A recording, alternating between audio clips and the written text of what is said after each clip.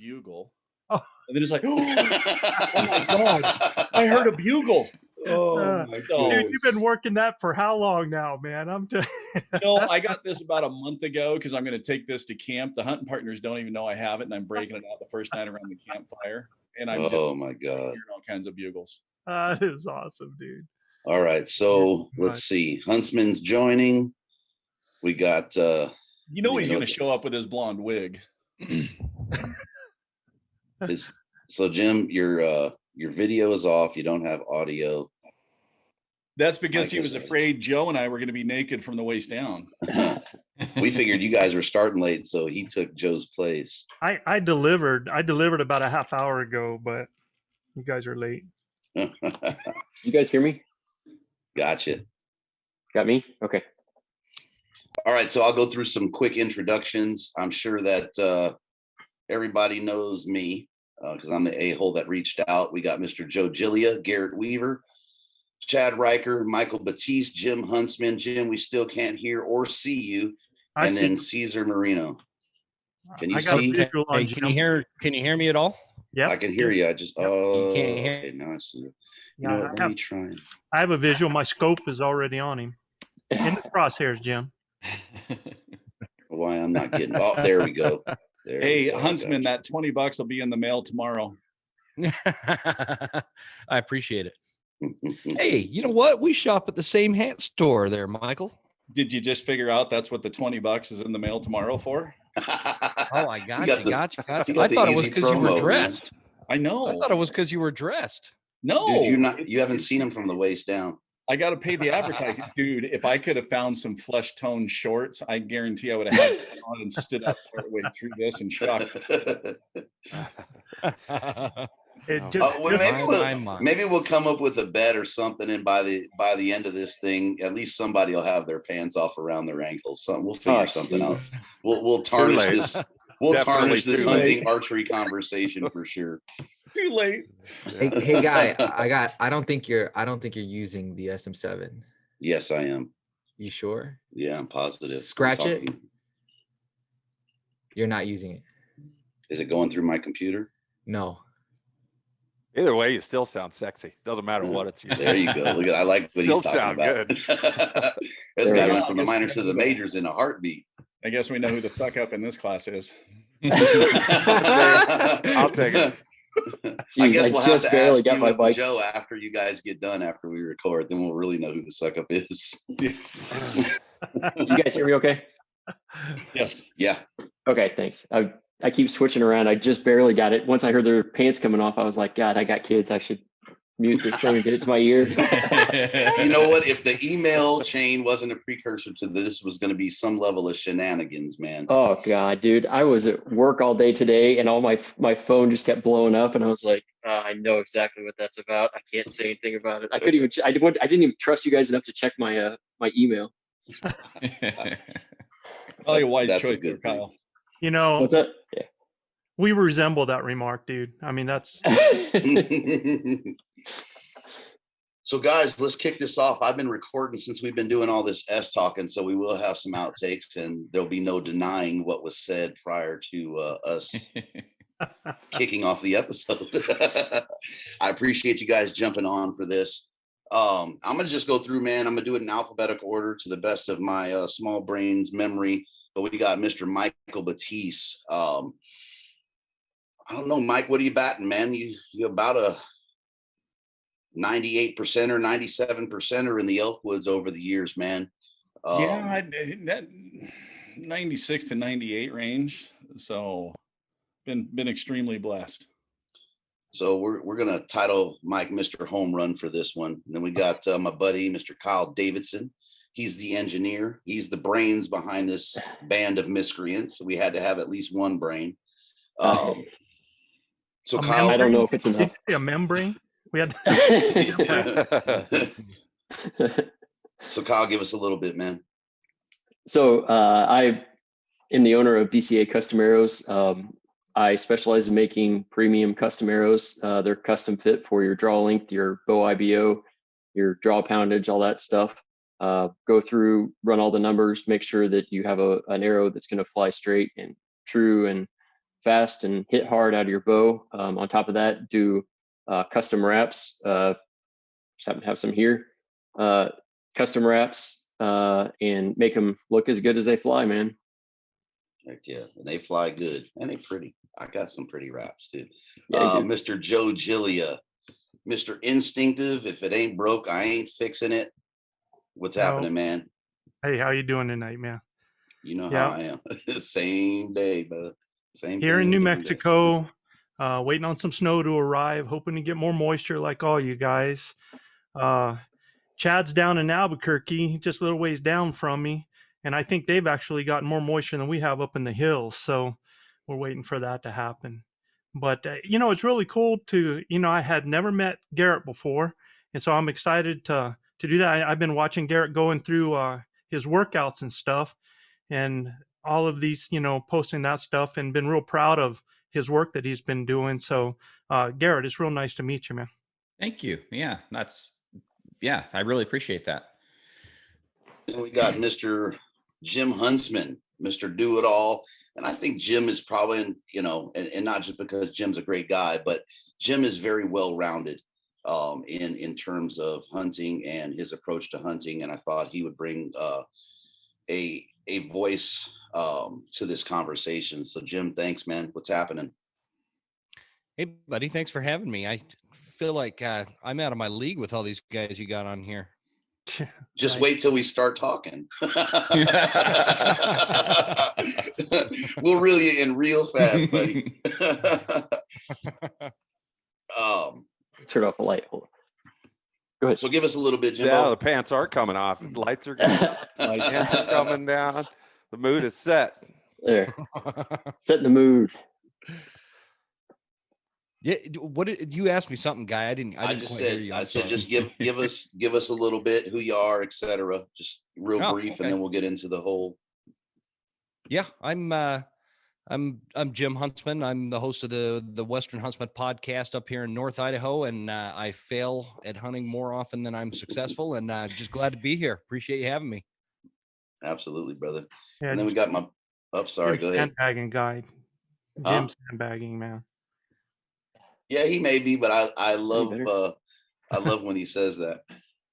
And then we got the Rook, my buddy Cesar Moreno. What's up, brother? How you guys doing? Yeah, I mean, just to kind of introduce myself, I haven't really been doing archery or hunting for very long. I've been doing archery for about 5 years now. I mean, I guess relative to y'all, you know what I mean? It's pretty brand new. And then this last year was my first year of serious hunting. I went with Guy to Colorado for 10 days and did some pig hunting and deer hunting over the summer. And I hope to continue the trend. So, but in any case, I've been doing archery for about 5 years.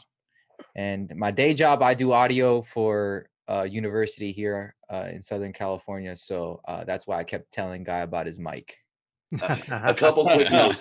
So this dude is an archer, like every sense of the word, an archer. Technical, pays attention to every aspect of his shot, wants to keep learning. I mean, this dude can flip and shoot, guys. And that's one of the reasons that I asked Cesar to be on, is because the dude is very articulate.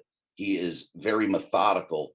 But he will soak up information and take that information and bend it to fit him. And it's beauty to see a new archer, especially with the flood of information, grab it like that, make it their own.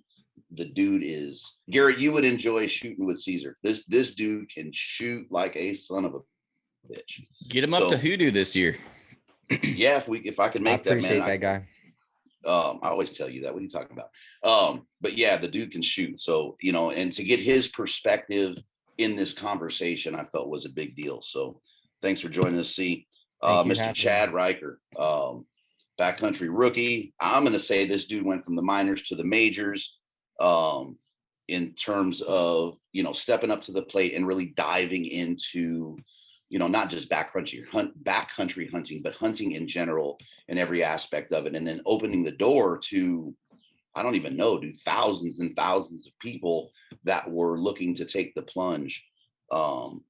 So Chad brings a lot to the table in terms of, you know, taking all of this information that Garrett's putting out in.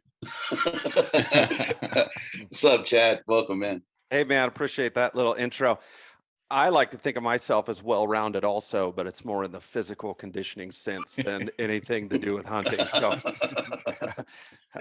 no, man, I appreciate you having me on. Hopefully I bring something to this table. You guys are all incredible that are on the panel here. So we'll see. I may just be a fly on the wall back there hanging out. No learning. way. That's the plan. There's a reason that I chose everyone that's on here. There's an absolute reason from following. I pay attention to stuff. And then Mr. Garrett Weaver, man. And this is, you know, again, alphabetical order. So not to last but least you, or least but last you, one of those. Yeah, Mr. Weaver, what's up, buddy? Not much. Excited and humbled to be here among all of these guys. I've been see a lot of your guys' names. I follow a lot of you guys, and it's just to be invited onto this podcast is an honor, man. And I appreciate you for being kind of like the middle of the spider web, you know, connecting all of us. It's always nice to make new friends and stuff. And the interesting thing, when you said Mike Batease, you know, him being like 98% in the woods, that totally reminded me of me, except unsuccessful.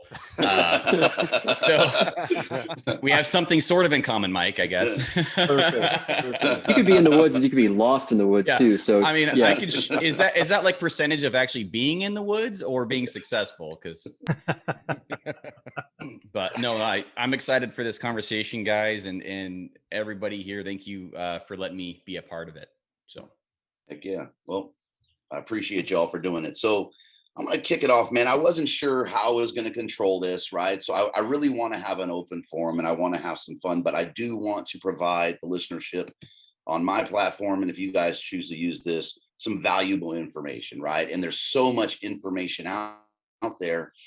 How do we begin to meander our way through and find those things and aspects that work for us, right? And it's a trial and error thing, a lot of it. But it can be very, very confusing, you know, coming into it. So I just wanted to kind of hit on that stuff and show folks that, you know, hey, that you can do this no matter, you know, where you're at in this process. So I think I'm going to go through one by one and we'll just start picking apart. If somebody has something to comment on, by all means, let the guy finish. And then comment. I don't care if you trash them a little bit. That'll keep it fun. We can get a little bit long-winded. I know, you know, Lord knows I can. Why is this thing doing this? This stupid email wants to pop up. Okay. I did it. Sorry, guys. All right. I'm going to just have to live with that until I can figure it out. So I kind of want to start with some simple questions to kind of each and every one of you. So I'll start with you, Mike. In terms of technology over the years, right? I mean, you've been in the woods for a long, long time. I mean, I remember a story, probably the only guy on this panel that has had a condom within 3 centimeters of your lips. Why did I know you were going to go there? But what have you seen in terms of the tech advances over the years, and how has that affected, I'm not going to say the game, but how has that affected your game? And have you seen any hindrance from year to year in your game because of those tech advances? Yeah, I mean, the advancements in technology, you know, when I started shooting archery in 1985, it was a Fred Bear 45-pound takedown recurve. Then I graduated from that to my first compound and still shot fingers and instinctive, and, you know, finally gave into a sight and then a release aid. And, you know, the advancements in technologies, I think, has really helped with accuracy. I mean, you know, you can find all kinds of videos nowadays where people are drilling targets at 100 and 120 yards with a bow, and it's just absolutely insane. But then on the flip side too, you have a lot of people out there that all of a sudden I don't have a problem taking a 90-yard shot on an elk. And, you know, I got into archery to see how close I could get. And I've had a lot of conversations where people are like, do you realize how much skill it takes to execute a shot on an animal at that yardage? And I said, yeah, I do, because I practice long yardage all the time. Do you know how much skill it takes to get an elk at 4 yards with a call? And also on that shot, there's so many variables. And that's the part about archery, is removing as many variables as possible to increase your chances of success and taking that harvest home with you. And so, the advancement, it's been a help, but it's also been a hindrance, because on X, I mean, being able to scout areas and know where you're at out there, but also too, on the flip side, now a little bit of the woodsmanship skills is lost a little bit because we're relying on technology. And so it's a double-edged sword. It can help you go farther. It can help you find your way back. But on the flip side too, you lose some of those skills that some of the pioneers before us really, really had. So it's yeah, some of it I really, really like, and others it's like, come on, seriously? Are we just going to come out with something that's going to run out and do the hunting for us, and we can just sit in camp and go, okay, great, my tag's punched? So, Mr. Giglia. Yes, sir. If it ain't broke, go kill with it, right? So in kind of opposition versus most of us here, right? You've been hunting with the same setup, the same bow, the same method for 25 plus years. Yeah, the bow that I currently shoot is over 15 years old. It's the it's the Reflex Caribou made by Hoyt. It was the Chuck Adams bow, and that's because I'm a finger shooter, and I'm basically being manufactured into extinction right now. It's really hard for me to find a bow over 40 inches at that to shoot with fingers without having extreme finger pinch. So I've stuck with what I have. I mean, if it wasn't for guys around me that were like drug pushers pushing these new things on me sometimes, I'd still be shooting double X's, man. I mean, I shot double X 75s, and I have shot wasp broadheads forever. I mean, I'd have to go on the internet to be able to find the old Camlock conicals for a long time, and then they changed to the hammer, got some chisels, so some of that stuff changed a little bit, but same bow for 15 years, and in the last 15 years I've been 100% in the last about that. So I've been blessed, but I think it really, when we talk about the technology of equipment, and when you talk about technology period and things like that, people can think that that's going to be a shortcut to success, when actually it's not about. So I've had all this pressure on me because my buddies are always telling me, you've killed an elk every year for the last so many years, right? And so you kind of go out there sometimes, and I never thought about it before. I just thought that was something I was supposed to do. And then we're all supposed to do. We just don't. I'm doing it all wrong. I'm screwing it up every year. So, and I'm out there one year and my bow blows up on me. So one thing you never do is travel on a four-wheeler with your bow mounted on the front, so that mud can get inside your axles, man, because it will roll that cable right off of it, man. And blew up on me. I always pull back before I go in. It blows up. So long story short, I come home, I tell my wife, well, I guess this is the one year I'm not going to get one. I said, I'm going to have to, and she goes, why? And I said, I'm going to have to get my other bow, get it out there, get it set up, shoot it, and then get back up in the mountains. And she's like, I didn't know it was about the equipment. I thought it was about the hunter behind the equipment. And I mean, my wife smacks me in the face all the time. She's like, she keeps it real, right? And she's exactly right. She's exactly right. So I haven't had to change anything. It works. I actually think I have advantage with what I use in my setup. It doesn't take me very long. I don't have to think about a lot of things. I don't think I'm smart enough to shoot like you guys do, actually. So, Mr. Davidson, where's the line between archery, the tech, and that advancement? Yeah. From the engineer, right? Yep. I think, I'm not as, I'll say distinguished, because I don't want to say old and offend everybody else that's already going. But I haven't been shooting as long. I'm kind of new to the game, but I do see the advancements, and I hear what you guys are saying. It is kind of, sugarcoating it or something, or trying to make it a little too easy or something like that. But I also think that, the counterpoint to that is that bows are getting better. They're more reliable. They're better tuned. People are getting into that game and figuring out how it's done. So I think that it is helping people that don't have all the skill to be able to get out there and be able to get the job done. But it is a slippery slope, as they say, that you don't want to make it too easy so that somebody just gets, carried to a place, they set them down, they shoot an elk, and then they go home. That's not part of it. Like what I do is I always tell people, you could go in a shop as you guys do and grab a handful of arrows and go back out and shoot and kill a lot of things with it. What I do with kind of I'm kind of the counterpoint to everybody because I am the technology guy, but I stack the deck in the favor for that shot. So somebody that didn't have all the success or wasn't able to tune their bow perfectly or something like that, maybe I'm helping them get to that point. So now when they do take that shot, hopefully they're doing things ethically and working for it and everything. But when they do, it's a higher success rate. Again, just trying to stack the deck in their favor. But I think that, it used to be, and I haven't been doing it nearly as long as those guys, but the bows now are a lot more universal. They're all good. There's nothing that's really wrong. Now you're finding just one that you like that fits you. It's kind of just picking on a glove now instead of finding one that's not going to blow up on you as much. And then the consistency in manufacturing and all that kind of stuff, things are being done on computers, which is the counterpoint to everybody. But arrows are now more consistent, and along with the bows, the components, things are made better.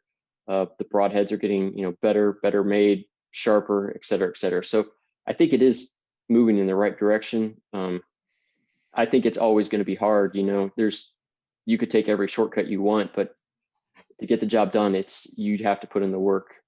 So yeah. No, I was just going to say, because Kyle and I did a test. So Kyle, remember?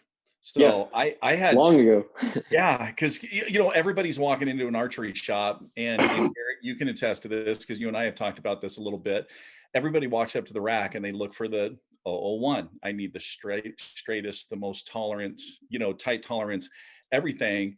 And so when I got a hold of Kyle, and I'm like, okay, I want you to put your money where your mouth is. Build me a budget arrow. Go with the lowest grade that you have and build me a dozen budget arrows. Those things group just as good as walking in and spending almost twice the price on an 001. Yeah, it's interesting. The difference of a human hair. No, that's what I tell people. So this is going to make a lot of people mad, but whatever. It's the truth. I goaded you into this, Kyle. I don't mind, man. I don't say anything I'm a mechanical engineer in my day job, for everybody that doesn't know that. And I've spent my entire career in R&D. So I've been doing research and development in mechanical engineering the last 21 years. I'm older than people think that I am. But people would come in with a napkin sketch, and then I would have to take that napkin sketch and make a product out of it. And that involved a lot of people, mechanical engineers, electrical engineers, everything. We had to work together to do it. But when I go in and say, this arrow is an 005 or an 008 or an 006 or an 001 straightness, everybody's like, oh, give me the straight, give me that straight 001. The difference between 003 and 001 is half of a human hair. And so, if there's a better way to make an arrow, I try to find it and I try to do it. I am not half a human hair accurate with all my arrows, but it's a big selling point to people, is getting that straightness. I think that just on the arrow side, because that's all I really know, the consistency in the spine and the consistency of the spine around the arrow and the consistency of the spine in the set is way more important than just about anything else. And if that spine is super consistent in the set, then that will actually take care of the weight of it, because they can't be very different in weights and not have consistency in the spine. So yeah, and there are really, really expensive arrows out there that I've tested myself on my own spine gauge, and they're not good arrows. So, I mean, you can build a great arrow out of, I think I made you gold tip hunters, I think, or velocities, one of the two. And Yeah. it's a good arrow. It's just not an expensive arrow. And there's better arrows out there for certain reasons, but you can do a lot with a little. And I think that's kind of what you guys are saying too. You have a bow that's 15 years old, and you could go out and get the job done. It's how it's tuned and how it works for you. What are you doing, Michael? You flipping him on his head with all the information. He's just blowing me away with this knowledge. So I'm gonna throw it to Mr. Huntsman with what the guys have just said, right? And I think Kyle framed it kind of perfectly there. Is we're looking for shortcuts, right? In my opinion, everybody wants to, you automatically go to the gear, right? But you got to fix the archer first. Mm-hmm. Yeah, I mean, there's a lot to be said. You hear this argument all the time on social media. You watch, heaven forbid anybody bring up the 6.5 Creedmoor, right? And kick him off. You look at these arguments between arrows and bows and rifles and even muzzle loaders, and there is something to be said for take what you have and learn how to use it well, right? And because you guys, it sounds like just listening to you guys talk, you're a lot more technical than I am. I'm kind of like Joe. I've got a 10-year-old PSE Stinger I'm still using, and I know Michael Batease is going to be rolling his eyes at my bow setup, but it's been working for me, and I did make a deal with my wife though. We're looking at selling our house, and if the house sells by like April 15th, I'm getting a new bow. I'm going to finally upgrade. But for me, I'm just not a super technical guy, and I don't spend a lot of time worrying about some of these technical details that even you guys are talking about. It's for me, I have my bow, I have my arrows, I have my broadheads, and I shoot them a lot. Yeah. And for the most part, it's served me well. But there's also something that could be said. I think that I called both Michael and Joe this last September when I hit a bull up on the mountain, and I drove all the way to the top of the mountain to get phone service. And I was totally confused as to what happened. I don't quite know where the arrow hit. The bull ran off, and I thought he was dead, and I'd find him in the morning, and just never did. And so I was running scenarios by those guys going crazy. And so there might be something, to that too. Maybe I'm not technical enough. And that's why what happened last September happened to me. And so that's just kind of, I wouldn't say it's old school. I would say it's more of a lack of interest in super technical gear, because I just really don't have a lot of high end technical gear that I'm always upgrading. I find something that works and I keep it for years. Stick with it. I don't think it would have mattered what you were using, but sometimes we can do everything right, totally right, and things can go to crap in a hurry, and it happens. And very true. I've seen. I had a hunter this year put it in the pocket, quartering away. And somehow that arrow deflects, gets one lung and comes out 8 inches behind the other lung on the other side. So what we should have had as a slam dunk ends up being a 30-hour search for an animal. That stuff happens. It happens. Yeah. It's heartbreaking. Yeah, absolutely. Yeah. So I wanted to have Garrett follow this whole thing up, but Jim kind of brought it into where I think Garrett would fit in, right? Because out of all of us, and forgive me guys if I misplace you in this, and I've always appreciated Garrett's quest to never stop advancing his craft in archery, right? And not necessarily looking for an easier way, but always looking for something that fit his scenarios and fit him better. And I've always appreciated that. And, his staying in his lane, if you will, right? And kind of keeping us in that lane with him and sharing what I'm going to call a gear or archery adventure with everybody. So I think Jim's segue into Garrett was perfect. So Garrett, we look at what Jim was saying about, this is this ain't broke, don't fix it. And it's sort of like a Giglia thing. You know, you're on the opposite end of that spectrum to a point, right? And it's not that it's broke, but that constant evolution, if you will. Yeah, I couldn't probably be more opposite.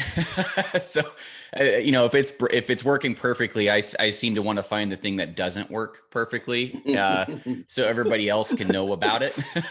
So, I'm constantly shooting. I get asked the question all the time, what broadheads and arrows am I shooting? And it's always, I don't know yet. Ask me in a week. Ask me when my arrows are in my quiver and I'm out on the trail, or, you know, I don't know yet. And so, my perspective is, you know, you got to do what's best for you. Number one, if that's shooting you know, an XX75, I think like Joe was talking about, then shoot an XX75, you know, or shoot a mechanical if you think that's what's best. I wouldn't suggest it, but you know, do whatever you think is going to make you the most successful, because I believe confidence pours into success. And, you know, I've seen guys that they couldn't call their way out of a paper bag, but they were so confident and they knew what to say, maybe not the best way to sound good or say it, and they'll go out and kill elk every year. Right. I mean, I got cousin who wears hickory and Carhartts and kills one almost every opening weekend. It's just, I couldn't tell you about it. Right. So,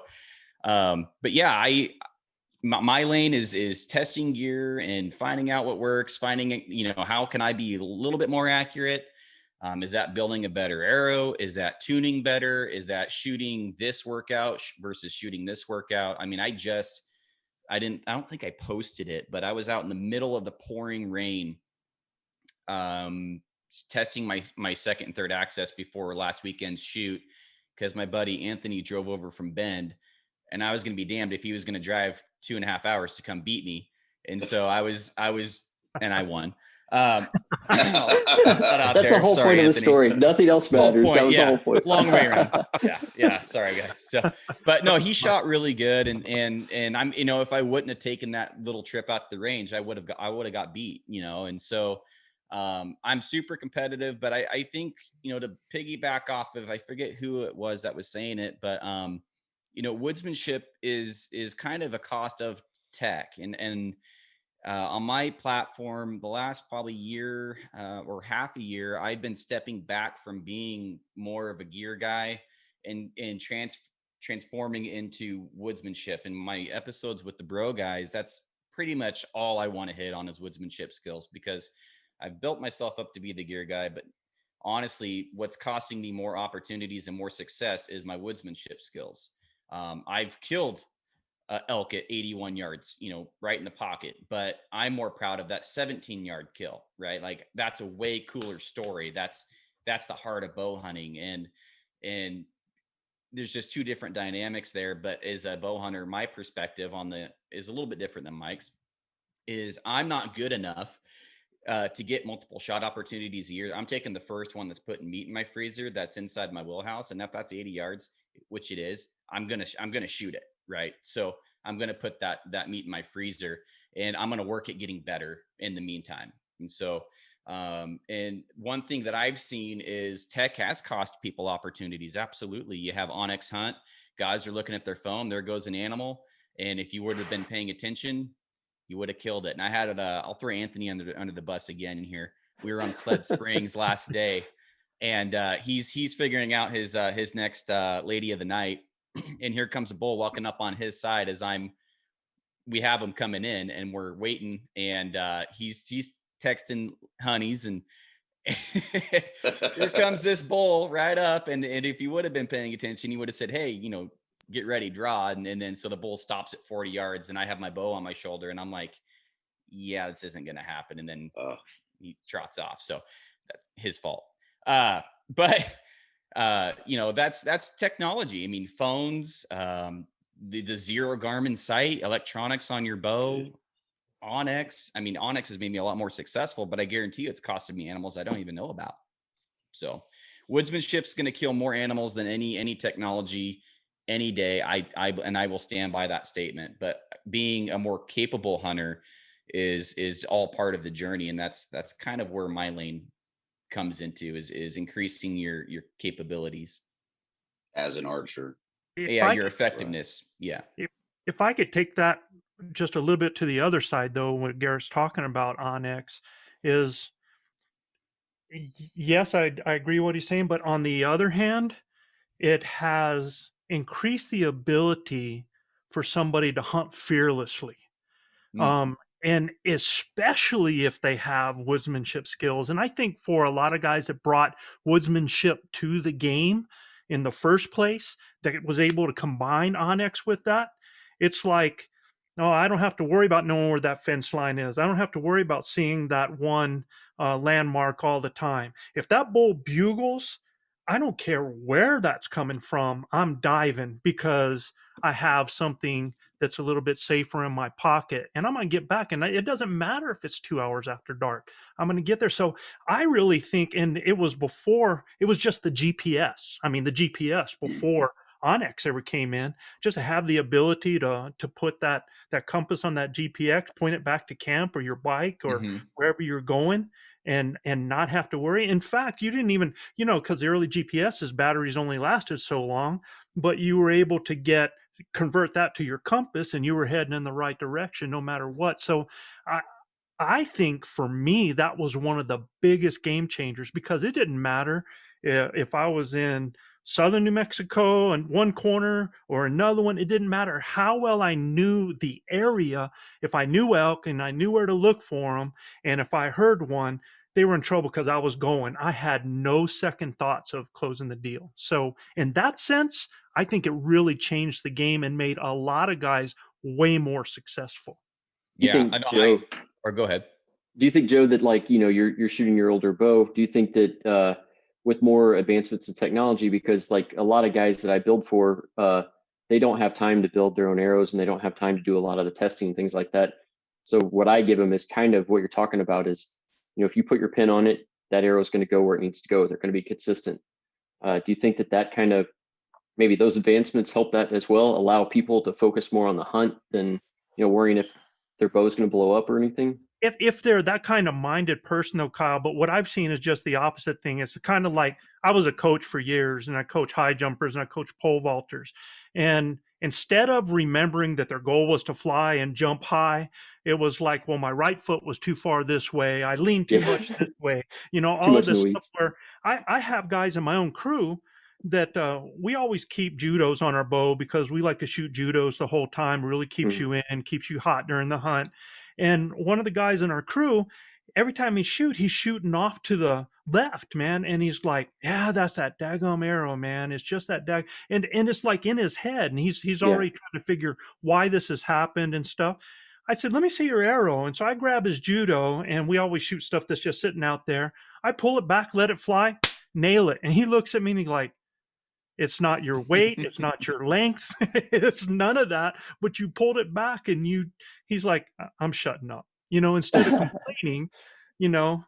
I just don't like when the technology gets in the way of the head and they find excuses within it. That's all. Yeah.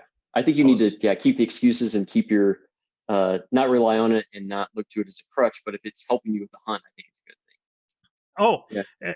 I'm the first one to say, if it helps somebody be accurate and have a quick, ethical, responsible kill, man, I'm all for it. Yeah, absolutely.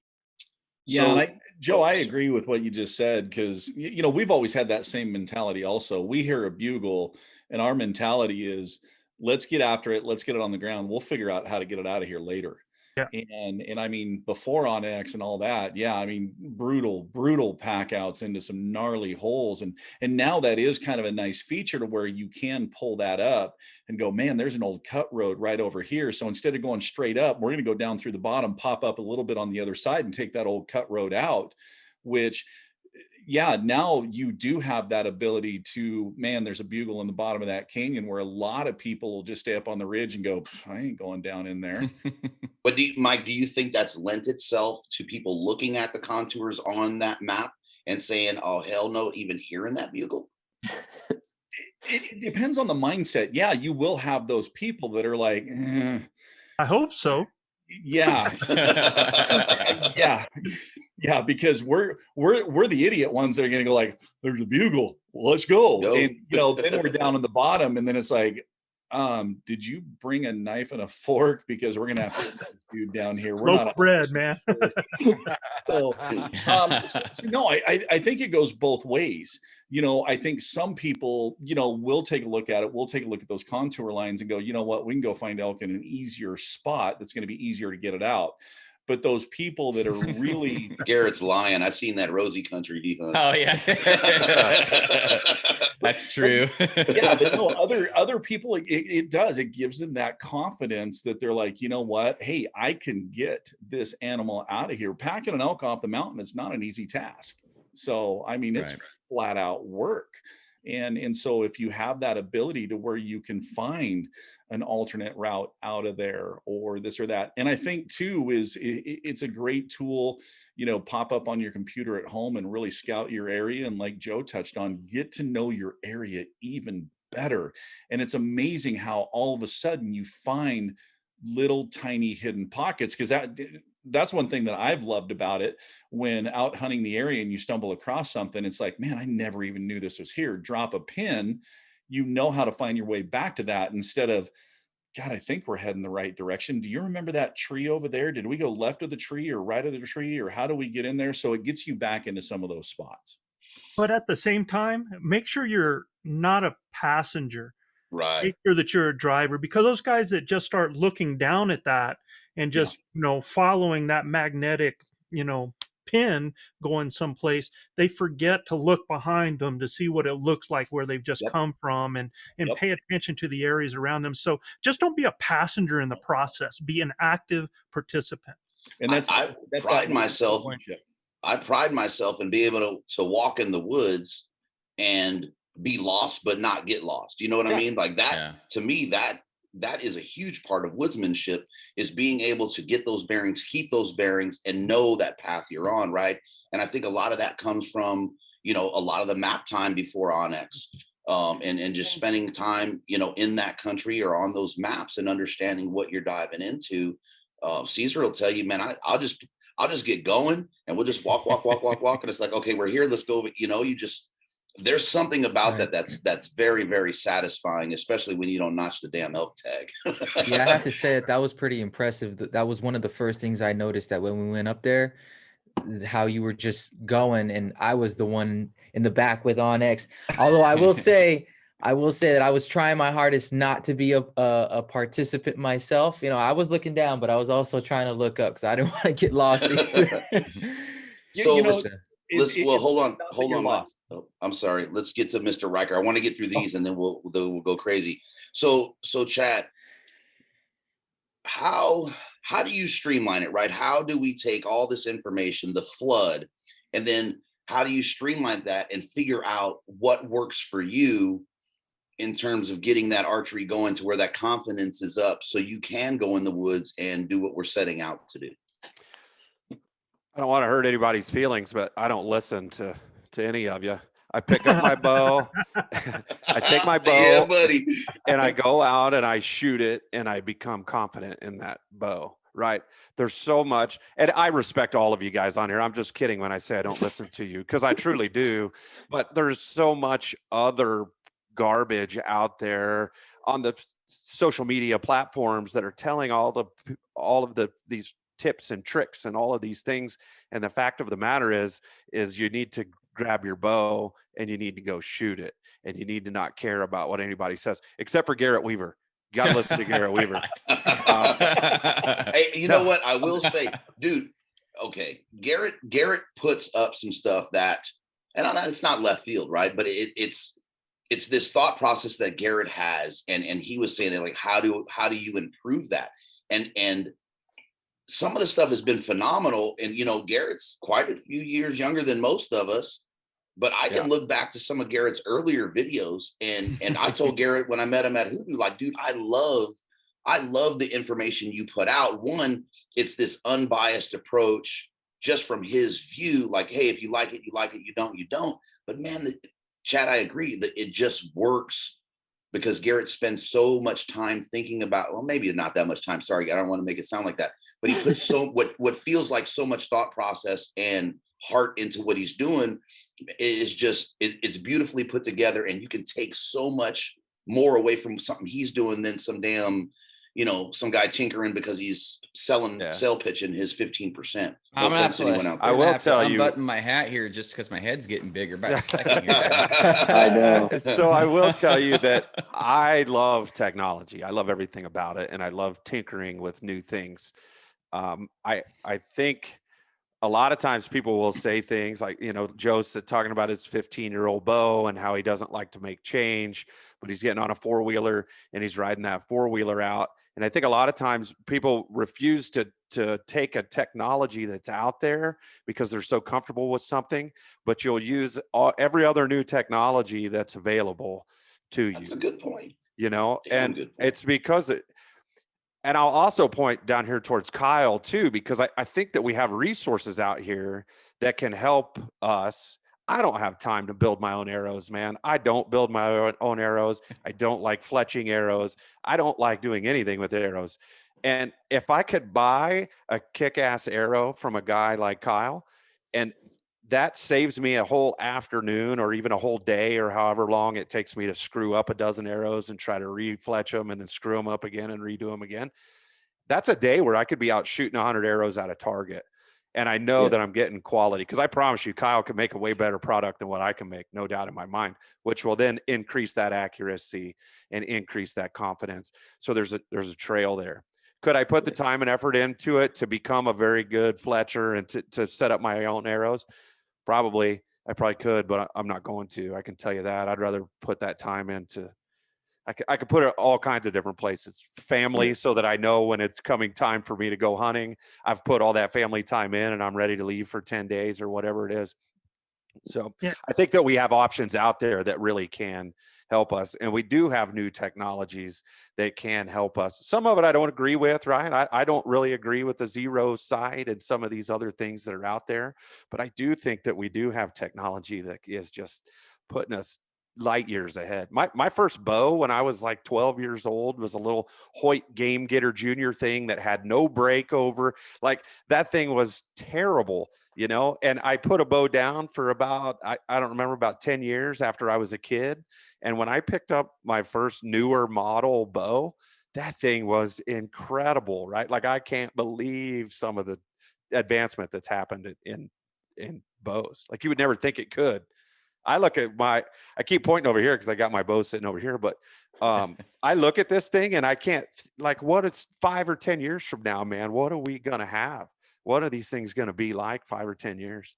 Anyway, sorry about that. That was a ramble. That was perfect. All right. So, last and least, Cesar. So Yes, with everything we talked about and Mhm. with what Chad just said, and I was trying to tie this way, and since you're early in your archery career, influence versus practical use, what have you seen as you're streaming all this information and now you're taking that, to the range and then beyond the range into the woods? I mean, I think at first I felt like I've been doing this kind of arc thing here. And so at first I knew nothing, right? I just was trying to learn as much as I could. And then I realized the sorts of technologies that you could use with your bow. Now, it's interesting to hear how, since I've only been doing this for 5 years, like the technology in bows in the last 5 years, I mean, I don't know that it's changed a ton. Like, I shoot a triax, and that was, I bought that bow 3 years ago. So, like, the drastic changes you guys are talking about, like, I haven't seen that. So, I know what I know, right? But at the beginning, it was like I knew nothing, and then I just wanted to consume all archery information as much as I could and try to do everything on my own, or at least as much as I could on my own. And a lot of that has to do because the archery shops here in Southern California suck. So I had to figure it out on my own. Yeah. Suck. Seriously.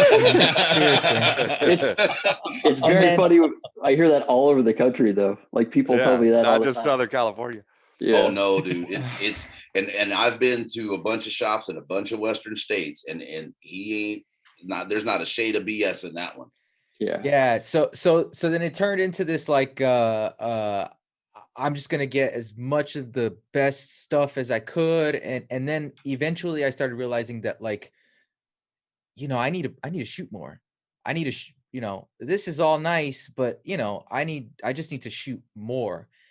And I think over the last maybe year, I've kind of gotten into this point where, especially in the last few months, actually, I was thinking to myself, should I get a new bow? Should I get new something? I just don't feel the need to, because it's like I'd rather just shoot my bow more. Like I feel like I still group really well. I don't. So I feel like I've done this. Like I don't know anything, and I don't have anything to this. I want everything, and I'm trying to learn everything to this.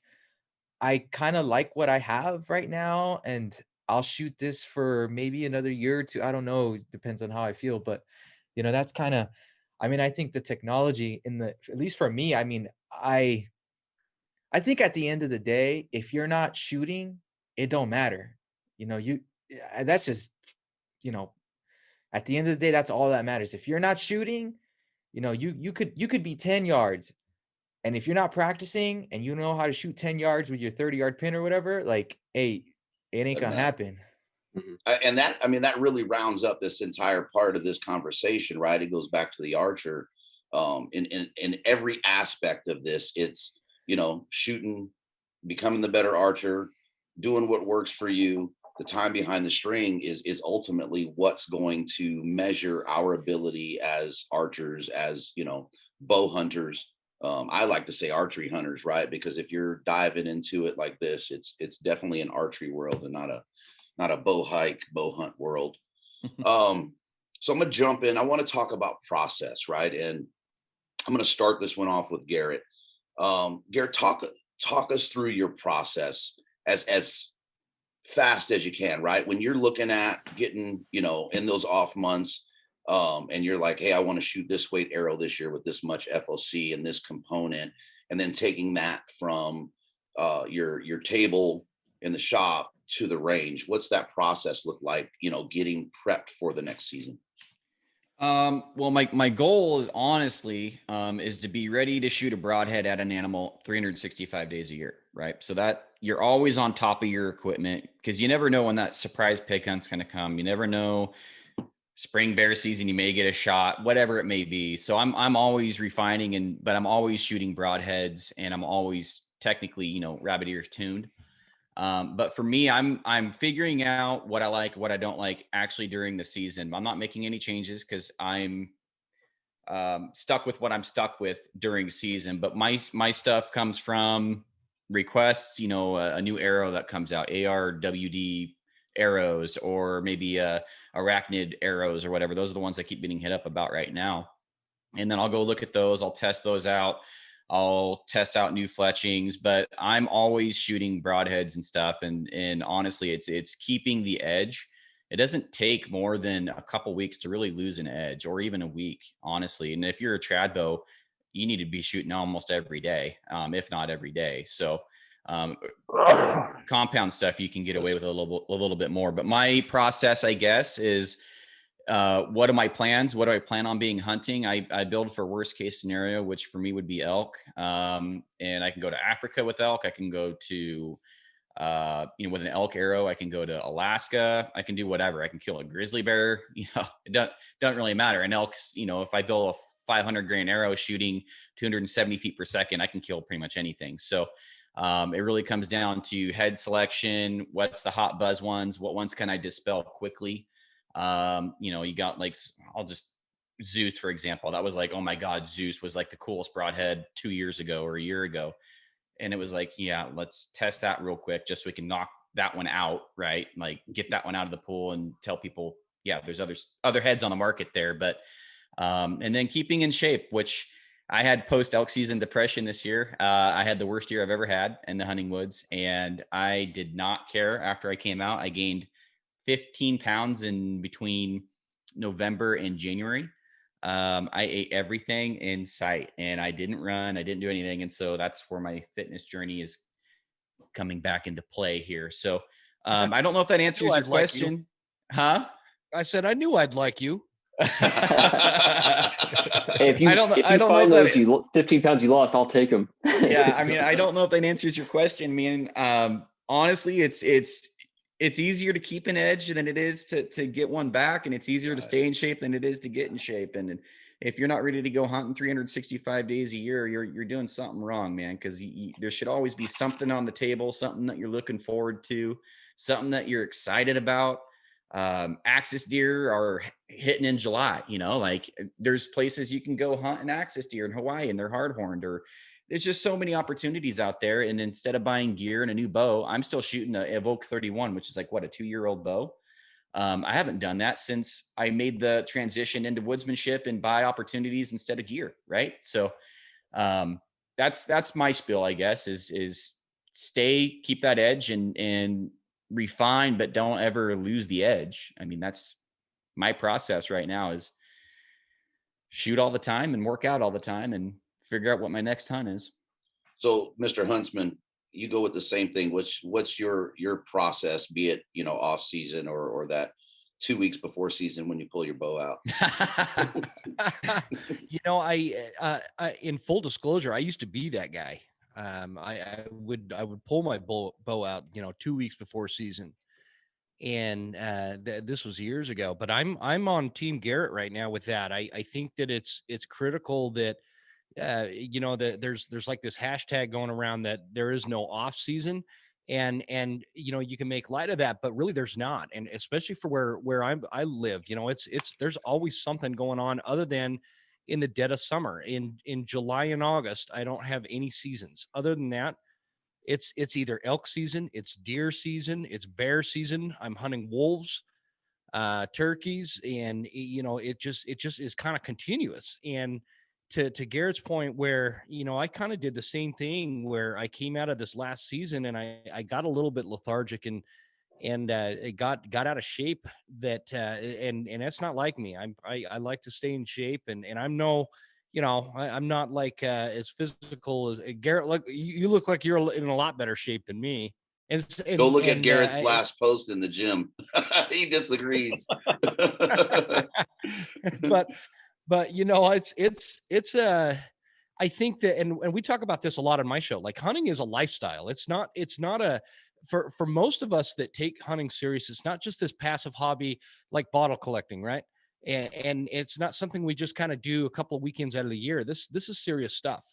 And I listen to everybody's podcast. I watch everybody's videos.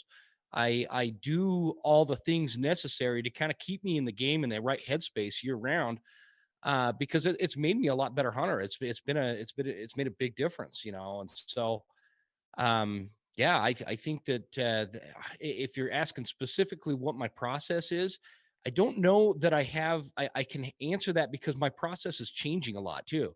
The amount of times I shoot my bow or even a rifle, I've got a rifle sitting in here right now because I've got a coyote next door killing my neighbor's chickens, and I know he's crossing right behind this window behind me. So I'm gonna get him. I'm hoping to get him on the show. Get him on the show. Yeah. The process, my process, it always changes. I mean, it's what I'm doing to gear up for bear season this year is totally different than what I was doing last year, because I'm going to try baiting this year. So I got to haul a 55-gallon barrel up on the mountain. I've never done that before. And it's going to be interesting. And so, I think that the important thing is just to have a process and a mindset of preparation as season is coming. And it doesn't really need to be something super specific, or don't fall into some of these trends that go on out there. Just have some kind of planning, some kind of method and mindset that every day I am doing something to make myself a better outdoorsman or a hunter or a woodsman. I really like the woodsman discussion. And so that's the kind of stuff that I think that would be important to pay attention to, for sure. So in that, I mean, and you guys both answered in line of how I thought, right? If we are truly trying to measure our success, be it in the bear woods, the deer woods, the elk woods, chasing pigs, or in Garrett's case, a high dollar axis hunt, you really measure your success throughout the entire year, right? You can't limit your effort and success to that 2 weeks before season and the time you spent out on the mountain. It's really measured from, when that season ends to what you're going to put up into that season, going forward. So this is a joint question. I'll let both of you guys answer, since you were girlfriending up Mr. Batease and Giglia there. Giglia. Giglia. Who's gonna take whose name with this girlfriend thing? That's what I want to know. So It's hyphenated. So there's something interesting that Mike did, and he pulled his peep off his bow, right? And when Mike said, "I'm taking my peep off my bow," I said, "Mike's a fucking lunatic. There's no reason for this, right? This is craziness." But then Joe, that's just a Joe thing, right? So understanding your equipment is what I want you guys to get into. So I'll let you guys argue lovers quarrel about who goes first on that, but I want you both to hit that. I'll let age before beauty. So Joe, go right ahead. Yeah. So you were talking about a process before. So I am going to be 59 in November. So I'm like knocking on that 60 door up there. And so there's a lot of things I have to do. So yeah, I'll take the age part of it there. And I want to be kind of clear on something too, is that I shoot what I shoot, not because I am anti anything. You know, all of my buddies, I mean, Luis is just incredible. I mean, he's doing the adult arrow thing. He does a lot of tests like Garrett does. You know, I watched all of Garrett's broadhead tests that he did. I was just enthralled by that, man. I just love his scientific approach that he did with the bros then. And so, you know, it's not that I'm anti that. It's just that I'm kind of like, my bow is like an extension of me. Like when you talk about you have to shoot. I never think about that because I'm an archer. I'm a bow hunter. I'm shooting, whether it's rabbits, squirrels, anything I can find, man. I just love to shoot. And as being instinctive, I have to shoot anywhere from 80 to 120, 140 arrows a day, you know, just to stay in that kind of tune. So because I shoot by, when I'm out there and that animal comes out, it's by that feel. It's by, I guess you guys know what I mean. When you look at something, it's kind of like a guy that does a pistol. You can kind of point at it, know where it's going, and boom, it's there, right? So I have to have that. And if I'm going to be responsible to put an animal down, I had better put the time in. And, you know, so my piece of equipment, yeah, it's like it's a lot like Cesar said, is that it might be 15 years old, but my bow still shoots 270 feet per second. You know, I mean, it shoots a broadhead on the front of an arrow, and it passes through animals, man. And that is what you want out of your equipment, and you want the person behind it to put it in the right spot where it needs to happen. That's the equation. I think what I do better and what I think makes me successful is not so much the equipment. The equipment just becomes an extension of me. It's that I am able to eliminate failure points. So whenever there's so many times that we are in great situations and encounters, and we don't capitalize on that because of small failure points along the way that we either haven't found because of our equipment, or because we've changed the equipment, or we haven't worked with our equipment and the rest of the gear that we're doing, or we haven't done things in conditions. So it has nothing to do with the fact that I wouldn't want to be shooting a different bow. In fact, I just found out today, I'm a guide, so I'm usually hunting a certain time of the year, and then I'm guiding the rest. So I don't get to hunt as much as the rest of you guys, believe it or not, even though I spend a ton of time in the woods, right? But I just found out one of my clients is sending me a new bow, and I'm like, what am I going to do, man? You know, it's like I'm in this quandary right Stressing now. you out a little bit. What's that? I says it's stressing you out a little bit. It is a little bit, dude, because I think my bow is a lot. I've been married to my wife for 39 years, right? And I mean, when you find something that works, you stick with it. And if you know how it works, and I'll tell you another thing too. I think if you look at all my stuff in the past coming up to a certain point, I'm a retired teacher coach. So my income level raising a family did not allow me to buy different equipment all the time. I would have probably done that exploration, but my money had to go into tags. My money had to go into putting gas in my vehicle. My money had to go into things so that I could be in the woods hunting elk, right? And I want to make a statement real quick. I'm sorry to cut you off, but there's in some respects, that's the right path to be on, right? And I want to make sure that we're, this question isn't, or when we're joking with Joe about, sticking with that, there's a point to that. And it's not a slash or anything by any stretch of the imagination. I just want to be clear. I know you know that, but I want to make sure that folks that are hearing that understand that this is a group of guys. The majority of us go back and forth on the phone and text and DMs, things like that. So I just want to be clear so people don't think we're smashing on the old guy in here. Well, listening to Joe talk and just in hearing about his success in the woods, I mean, him and I couldn't be more opposite on the gear part. Yeah. And look at his success rate compared to mine. That should speak volumes just about the wood. I mean, I hear Joe and I'm just thinking woodsmanship. Yes. Woodsmanship. And he reminds me of a killer out there. Friend of mine, Trent Fisher from Born and Raised. He doesn't know what he's shooting. He couldn't tell you what arrow, barely what broadhead, sure as hell couldn't tell you what grain it is. And the guy's a straight up killer, right? I mean, that's just, it speaks volumes to me. The guys that I know that have killed, some guys over 1,000 animals with a bow, some guys, a lot of guys less, obviously, but I've talked, the biggest killers I've talked to, they don't care. They go out and they just get it done. And that's just echoing what Joe's saying there. And I'm really envious of the success you've had and sticking with it. I mean, that's pretty cool. Joe, I have a question for you. Sorry. So you've been using the same setup for the last 15 years, you said? So other than I've been doing the same thing. The bow has changed out because I blew up a bow, right? Like I said. And so I actually had to go to a different bow. And up to that point, I was shooting a Pearson spoiler for a while. I had shot Pearson Gray Ghost, and yeah, you're smiling up there, guy. You recognize that stuff, right? Yeah.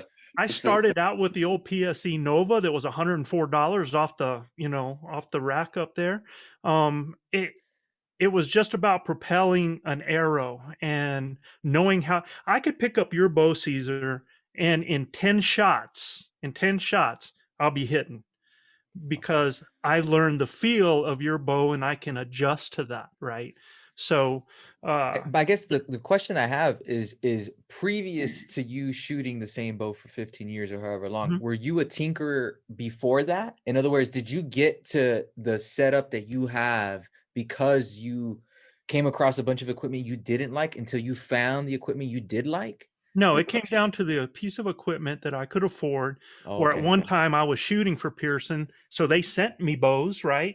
So I would shoot their bow. And it came down to tuning my bow so that I was getting a punch and know that I was flying an arrow straight. And then from there, it was all on me to know what that bow was doing from 10 yards to 80 yards. And that's what I did. It wasn't anything about tinkering other than making sure the bow was punching a hole. Right. That's it. Okay. And then the rest came to me. So Mike, take that same question away. Yeah. So no, and I agree with, what Joe was saying there, and same thing. I mean, I mentioned before that, when I'm hunting elk, I want to eliminate as many variables as possible. And to me, the peep sight was one of those things that is a variable. I mean, how many of you have drawn back and your peep hasn't rotated all the way and you're sitting there with your lip or your tongue trying to turn it? Now, has that ever happened when there's an animal in front of you and it cost you a shot? So it's happened to me in the past. But then also too is, I turned 51 this year and all of a sudden, my eyes changed and in my sight picture just wasn't that great looking through that peep sight. And, I talked to a lot of people and they're like, well, you just need to go to a smaller peep. But then you want to open it back up when you're hunting so that, light can gather in. And I'm like, I don't want to be making all these changes. So, everybody's mentioned it, having confidence in your equipment. And the way you get confidence is by shooting that equipment and practicing with that equipment. Well, in archery, the way you increase accuracy is by repetition, doing the same thing over and over and over again. So if you're consistently doing the same thing with your front hand, if you're consistently anchoring in the same place and you're consistently doing all of those things, I was sitting there one time going, do I really need this peep sight? So I pulled the peep sight out and basically go to a 3-point anchor system. I shoot a thumb release. So I take my knuckles, they're right behind my jaw. I have a kisser button, and then I have a nose button. So those 3 points are there all the time. It doesn't change the way I'm looking at the pin. Now, I've shot a single pin sight for so many years. With that single pin sight, you start getting 60, 70, 80 yards. You have to change your anchor just a little bit. And in fact, Dan with Trophy Taker, he has 2 different kisser buttons depending on yardages. So he changes his anchor point so that looking through the peep, as soon as I removed that peep sight out of the equation, I don't have to change my anchor point anymore with shooting a single pin. It now basically turns almost into a multi-pin sight that I get the single pin sight picture. And I'll tell you what, the sight picture on an animal, when you are not looking through a peep, there's no question. How many of you have been looking through your peep in a low light situation going, God, am I behind the front shoulder, or am I in front of the back shoulder? Is he really broadside? Is he quartering to? Is he quartering away? And so shooting both eyes open, no peep, your target acquisition is faster, so you can execute the shot. And, Guy, you've heard me talk before about aim small, miss small. And I do this small dot training with a dot at that big at 20 and 30 yards. I'm doing that on an elk. And with both eyes open with that sight picture, I can pick that tuft of hair. I can pick that clump of mud. And now my OCD kicks in and says, man, run that broadhead right through that clump of hair. So, but no, for me, it was removing another variable, something that could affect my hunt out there. I mean, working hard to get that shot opportunity. I don't want something not turning and costing me that opportunity. That's interesting, right? I mean, if I said, hey, show of hands, boys, if one of the variables could be removed, the last thing I'm going to think of, right, is my peep sight. I mean, that's just not something, at least at this point, right, that I would say I'm comfortable with saying, yeah, I'll take my peep off, right? It just, man, that is something else. But then I noticed that, you got your boy got his first bow, right? He's on the range with you now. So congratulations on that. Thank you. But you're starting him without the peep. Exactly. So because, and I think part of it goes back to, just like Joe mentioned, where I started in archery with a recurve and shooting instinctive. So those instinctiveness, they're ingrained in there. And so, if something happens, and just like, Joe said, a couple of my hunting partners, we have the same exact draw. So I can grab their bow and know that if I take their bow and still do the same things, in just a couple of shots, I'm going to be drilling with their bow. So if I have my bow blow up because I drug it through the mud like Joe did on his 4-wheeler, and it blows up on me, I can grab their bow and hunt. But yeah, I wanted Knox to experience that. And, Liz, my girlfriend, got her started shooting, and I got her started on the small dot. Man, it's funny. We shoot 3-4 nights a week, and you can just see that OCD and the teeth clenching because she's not putting all 3 arrows in that little tiny dot at 20 yards. And so I joked with her, and I'm like, let's yank your peep sight out. So she's shooting without it too. No, she still has the peep sight in for right now. So Garrett, have you ever shot without the peep? No, you got. I would like to. I would probably give it a try. You got to let us know how that goes. I'll tell you, I got a BTX that I don't really care about that much. I can just take the peep sight out of that. So I will tell you a peep sight story happened this year. Gilbert Ornelas, great friend of mine. Gilbert out to 70, 80. He's just like, you guys that shoot that and tag him like that. And he has a bull broadside at 34 yards, pulls back, and his peep is turned. And there he is trying to turn it with his nose. It was a failure point. And he ends up letting this bull walk. And you only get so many opportunities, man. That only happens so many times out there. And when he comes to me, he's like, Joe, man, my peep turned around. I'm like, at 34 yards, and that was a problem, Send that bastard. Why didn't you drop that down a little bit and pop that puppy? Or couldn't you look on the side of your peep? And we had that conversation, and I was like, you know what, Gilbert, I know that's going to be a problem because that was a failure point, and I know the next time if that happens, you will have practiced so without using your peep, and found a way so that if that ever happens again, you're still going to be able to shoot that animal. And so we go back to camp. That's the first thing he's doing, is he's shooting and he's changing how he's looking to the side of his peep instead, and realize what he has to do for that to happen. So again, that's why, pins that get loose, that can happen, man. You got a peep that can twist on you. That can happen. You can have a release that goes off early on you. It's just those types of things that become those little failures that become huge in a season. Mm-hmm. Yeah, that missed opportunity. I mean, it's a 10% game. You gotta try and stay out of that 99 somehow, or that 90 somehow, right? And I guess that lends itself to it. I gotta say, man, that no peep thing seems really interesting to me, especially what you're saying with the 3 points, the kisser and the nose button. Like, I mean, at the end of the day, you think about it, right? It's all about your anchor. So what does it matter what you're looking through, right? So long as you're anchored in the right spot, same spot every single time, and you have the kisser and the nose button. I don't know. I'm intrigued. And you can go to my Instagram page or Facebook page, at the Elk Calling Academy. And I've posted pictures of my group. I'm getting groups like this at 50, 60 yards. It's pretty impressive. With no peep. Yeah, it's pretty impressive. I might have to try that out. Seriously. Yeah, not me. I'll watch you when we're at the range and see how that goes. All I'm saying is, if you're going to keep a peep, find out what you're going to do if it fails on you. Have that ability. That's all I'm saying. So, Mike, are you shooting a adjustable sight, Mike?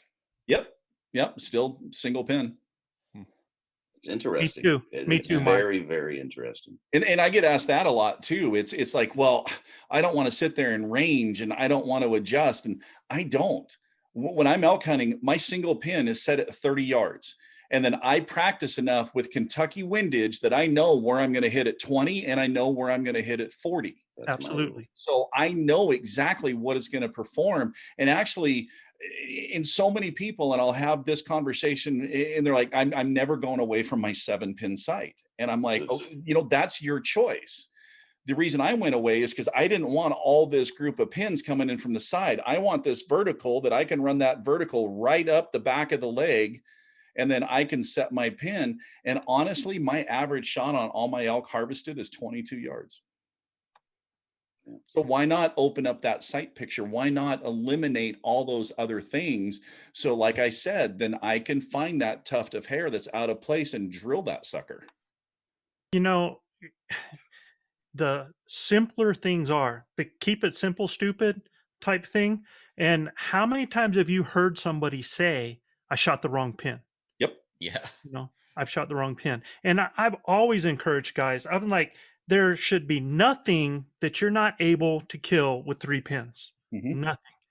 And even by knowing how to gap those pins, man, mm-hmm. I mean, it's you should be able to do that. You don't, again, they're relying that it's like a crutch. I think it's more of a crutch of it, or than anything. And I think a lot of those multiple pins come from guys that come from the hunting style where they get to be in a stand and they have all day to start finding and looking. And then you get a bull that comes in, he's on top of you before you know it, and he's screaming, and like Gilbert says, everything comes out your butt crack at that moment.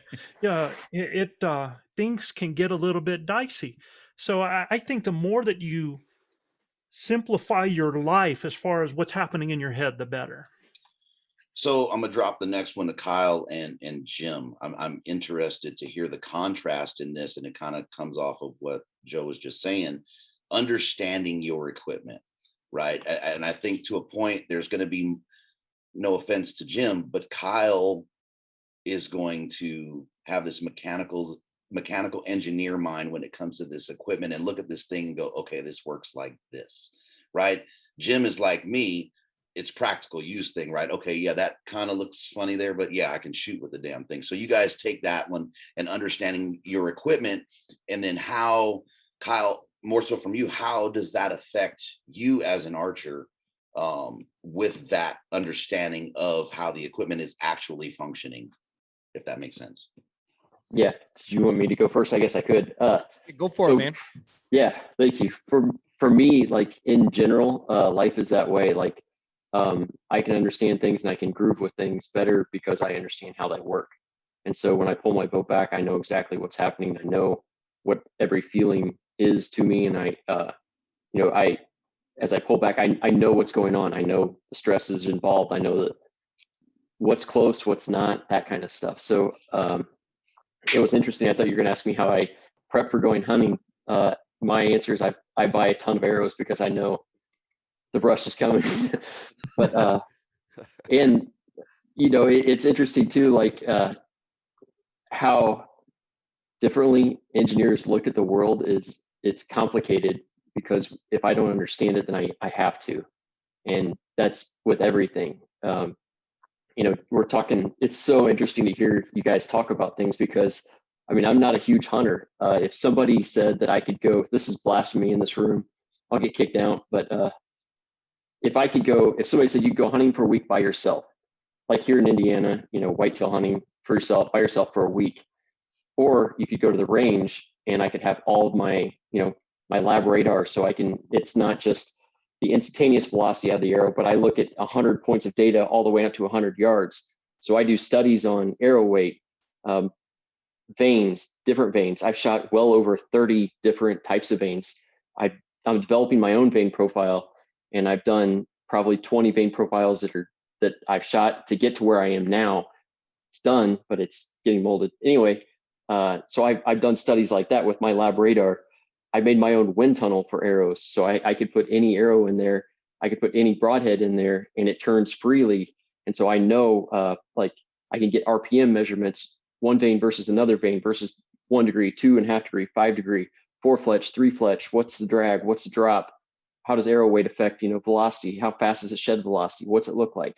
And so all those things are kind of going through my mind as I'm drawing back. And it doesn't make it as complicated as it sounds, but I just know what's going on. And so I can, like, I picture it as it's going on. It's not like I'm just pulling back and doing something. I know what's all involved and what's going on with it. So,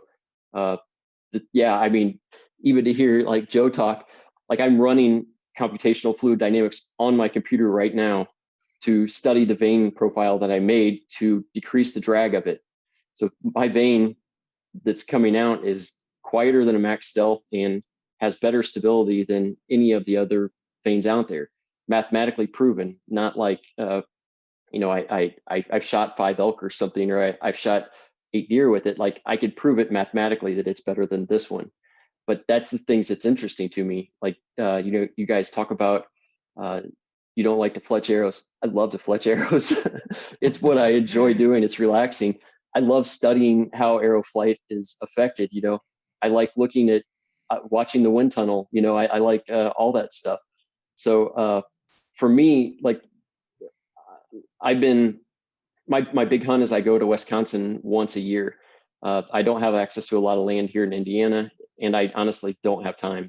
Full-time job as a mechanical engineer and a full-time job building arrows for everybody. So it's good that I like what I do and am focused on it, because a lot of guys like you guys, it gives people a lot of confidence when they pull the bow back to know that some nerd somewhere in Indiana has done a lot of homework to figure out that, this exact angle is the best to shoot, period. It's like, yeah, would you like to hear me talk about veins for 3 hours? I easily could, Some of you guys really know the answer to that. Garrett knows, and yeah.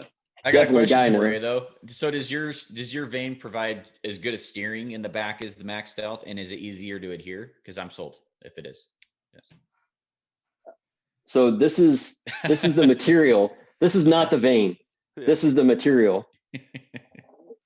And the answer is 100%, and I can mathematically prove it. It's quieter than the max stealth. It is more stable. Steering's a complicated task to discuss, and I don't want to dominate the podcast with the aerodynamics speak, but it is more stable than a max stealth on paper. If you go and shoot, it'll be exactly the same, but it's quieter than a max stealth. It's quieter than a blazer. YouTube plug, but go to DCA Custom Arrows YouTube. The videos are horrible. They're short, but there's good data there. So check out the one with Saber on it, and you can hear the difference. Like a Max Hunter and a Blazer have what I call as a sizzle. So as it goes past the camera, you hear a, and with a max stealth, you hear a, and honestly, like I have another video out there where I shot 7 different veins talking about noise. And I didn't really have a dog in the fight. Honestly, at the end of it, I say, I don't think vein noise makes a difference. Your bow is louder. But not to name drop, but when I was doing arrows for Donnie Vincent, he was like, they have to be quiet. They have to be quiet. And I was like, why is that? He's like, I'm out in Alaska. It's freezing cold. There's nothing out there. So every noise carries forever. And so I was thinking about that. And it's true. When you shoot your bow, that noise that your bow makes is a thump, and that could get something's attention. So it's like paying attention, but it's that arrow flight. If it hears that, then that's tipping you off.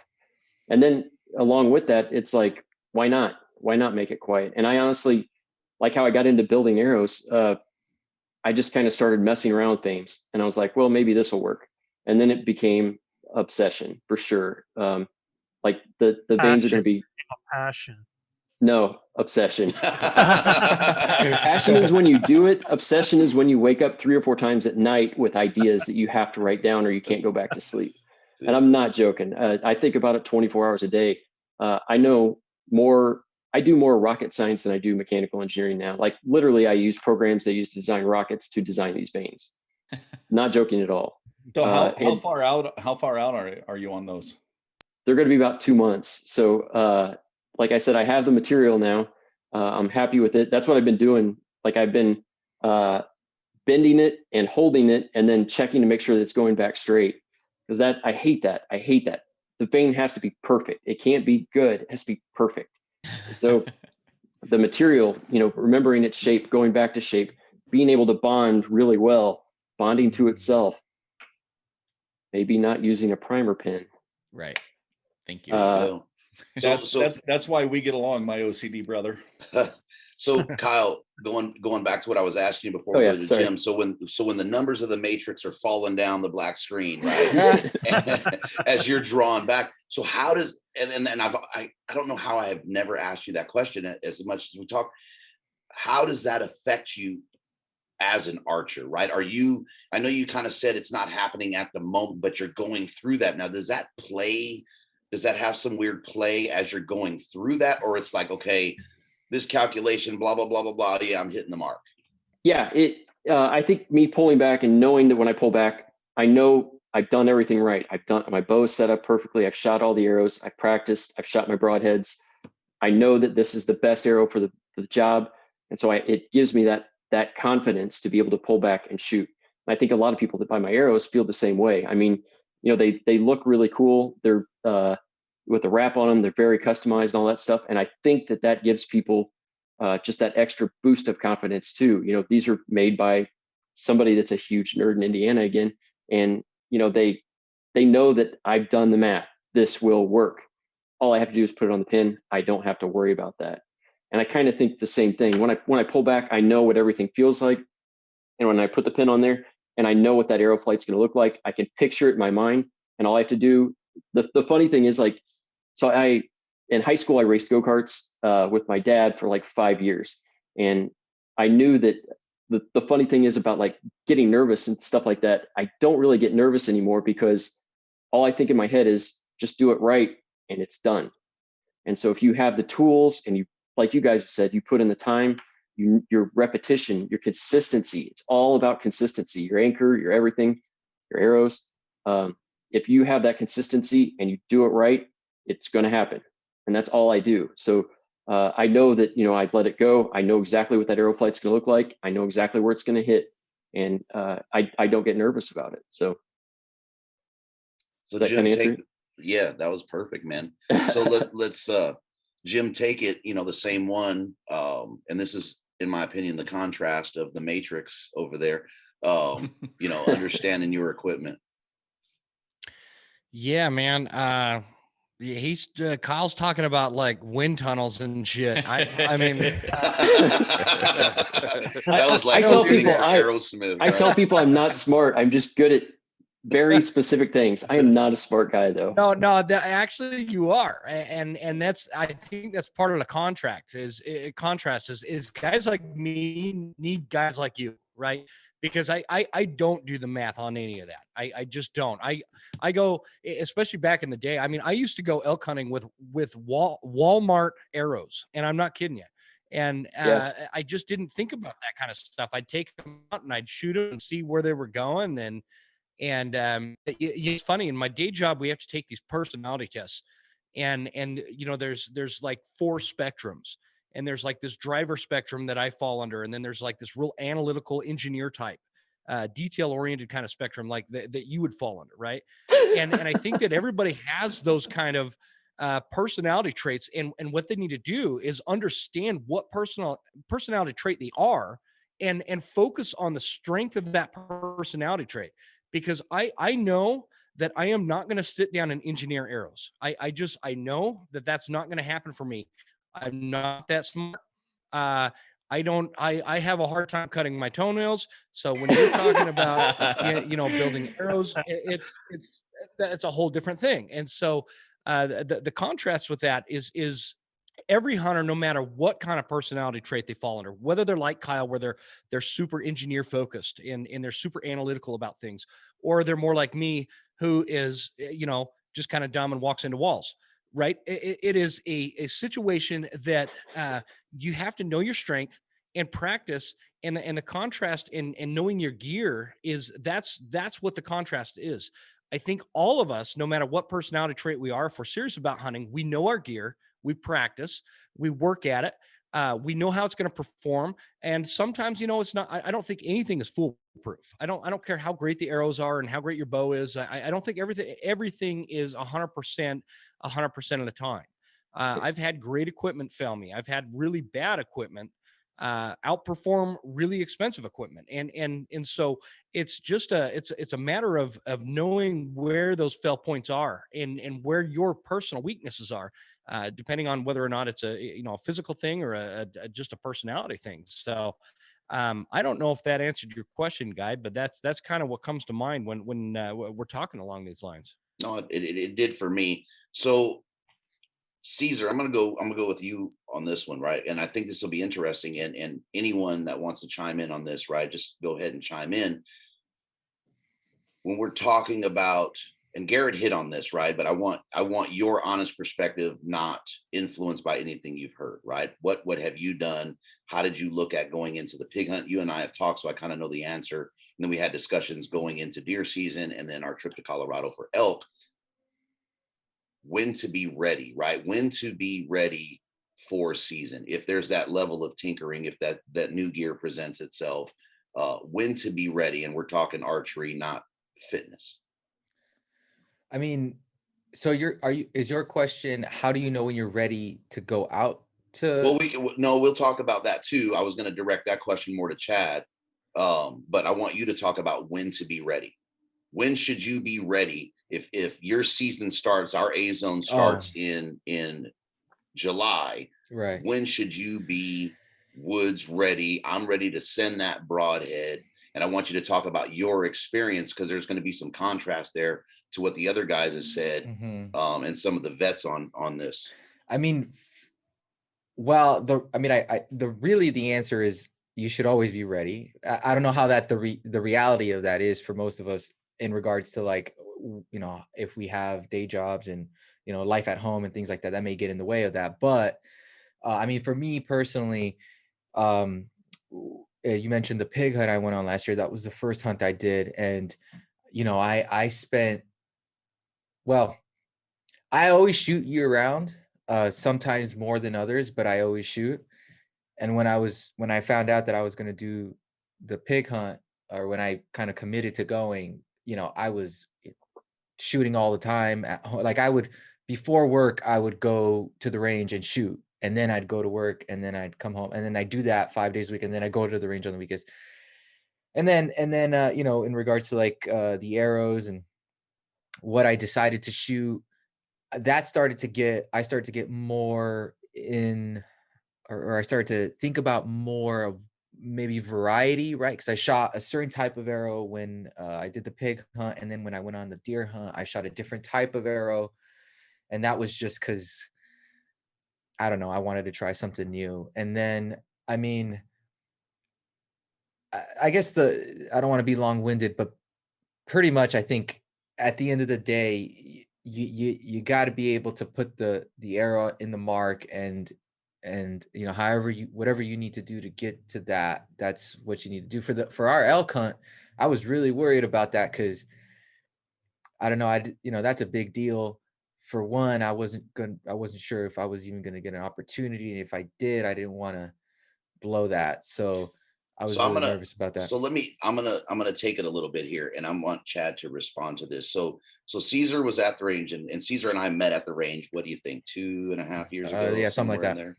And this guy can shoot. Like I said, I mean, he is a phenomenal archer. And I don't care who you put him next to. The guy, well, yeah, we can get into that, but in this room here, this guy could shoot. But when I said, hey, we're talking, I'm like, dude, just go to Colorado with us, right? Just, buy the tag, or if you just want to tag along, come on. I don't know if even with the pig hunt, even with our early season archery deer, I don't know if I'm ready. And I'm like, dude, you've been shooting your bow for 4 years, right? For 4 years, you're dialing in. And I'm watching this guy I mean, literally, he's dropping dimes, right? Literal dimes out at 80 yards with me, right? Without flinching. And as I'm fatiguing, right? And I'm like, man, I'm gonna take a break. This dude is still dropping dimes out at 80 yards. And it's just like, what are you waiting on, right? I think I understand. I mean, yeah. So I waited 4 years before I went out to hunt because I wanted to make sure that I was going to be ethical. That was my biggest. I mean, that was just responsible. Yeah, and absolutely. I know of some other people that hunt with a bow with only shooting it for like a month, and I mean that's their prerogative. For me personally, like I knew when I started that I was going to make sure I was proficient in this before I went out and took an animal. And last year that pig hunt, I shot that pig and I double lunged him. So I mean, I don't know if that's a testament to that, but after that I felt very confident in myself. And I mean, granted, different animals, they're all different to each other in regards to I mean, you go into like an elk hunt, right? That's not shooting a pig, so it's, there's definitely the stakes are higher. So is it? It's still alive, right? Yeah, albeit I mean, think about 1,100-pound animal versus a 200-pound animal. Think about the opportunities. Like those come few and far between, especially for you and I that don't go. I mean, for me personally, I only been out once, and I don't know when potentially I'm going to go again. And I don't know. It's just one of those things where if you need to make it happen, it needs to happen, or you need to be able to make it happen. So, Chad, with that, with your with backcountry rookies and everything, you get a lot of folks that are new into it. What do you tell them when they're in that position, right? When they're like, hey, I've been shooting my bow for 2 years, or I've been shooting a bow for a year. And I'm not saying there's anything wrong with Cesar's decision to hold off, but what do you tell those folks? How do you advance their game so that they're ready to go and get into the woods?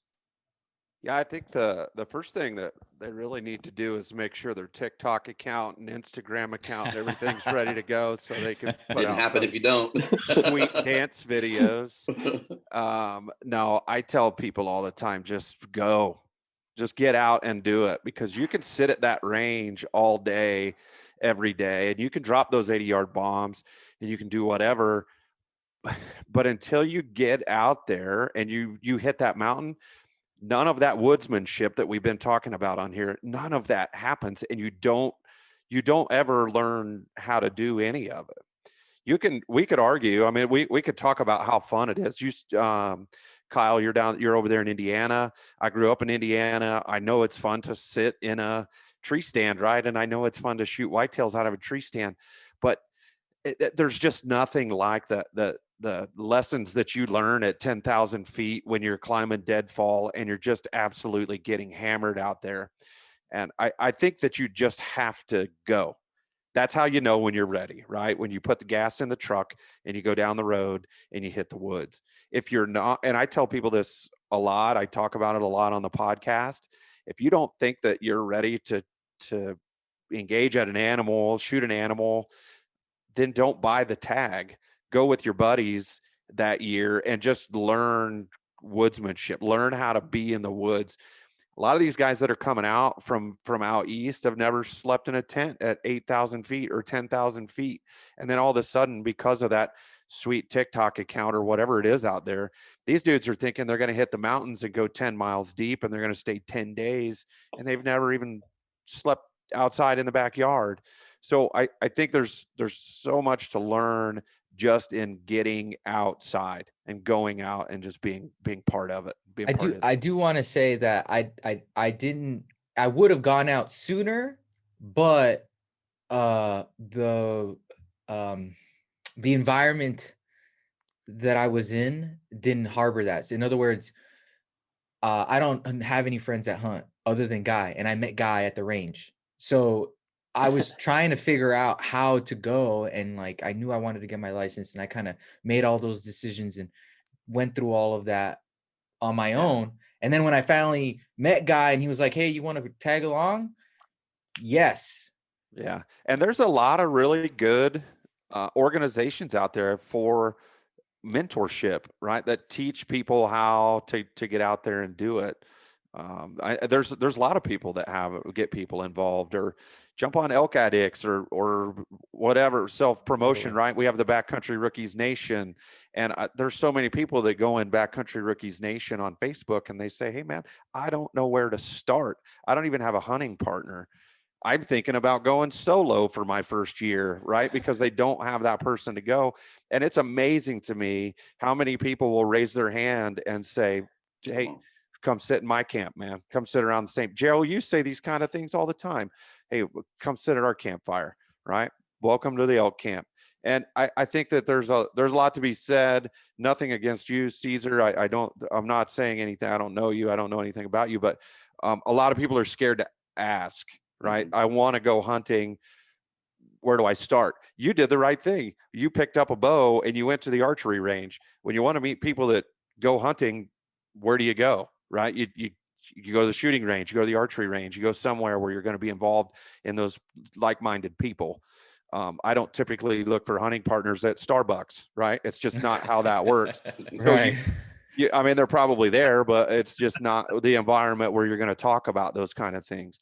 So I think that there's a way to get into it, right? There's a way to be involved. And I think that's kind of where we got really lucky and we hit a mark where we are able to kind of educate people through the Backcountry Rookies. It's appropriately named, right? We're out there as an educational piece for people to go and just listen and try to learn something.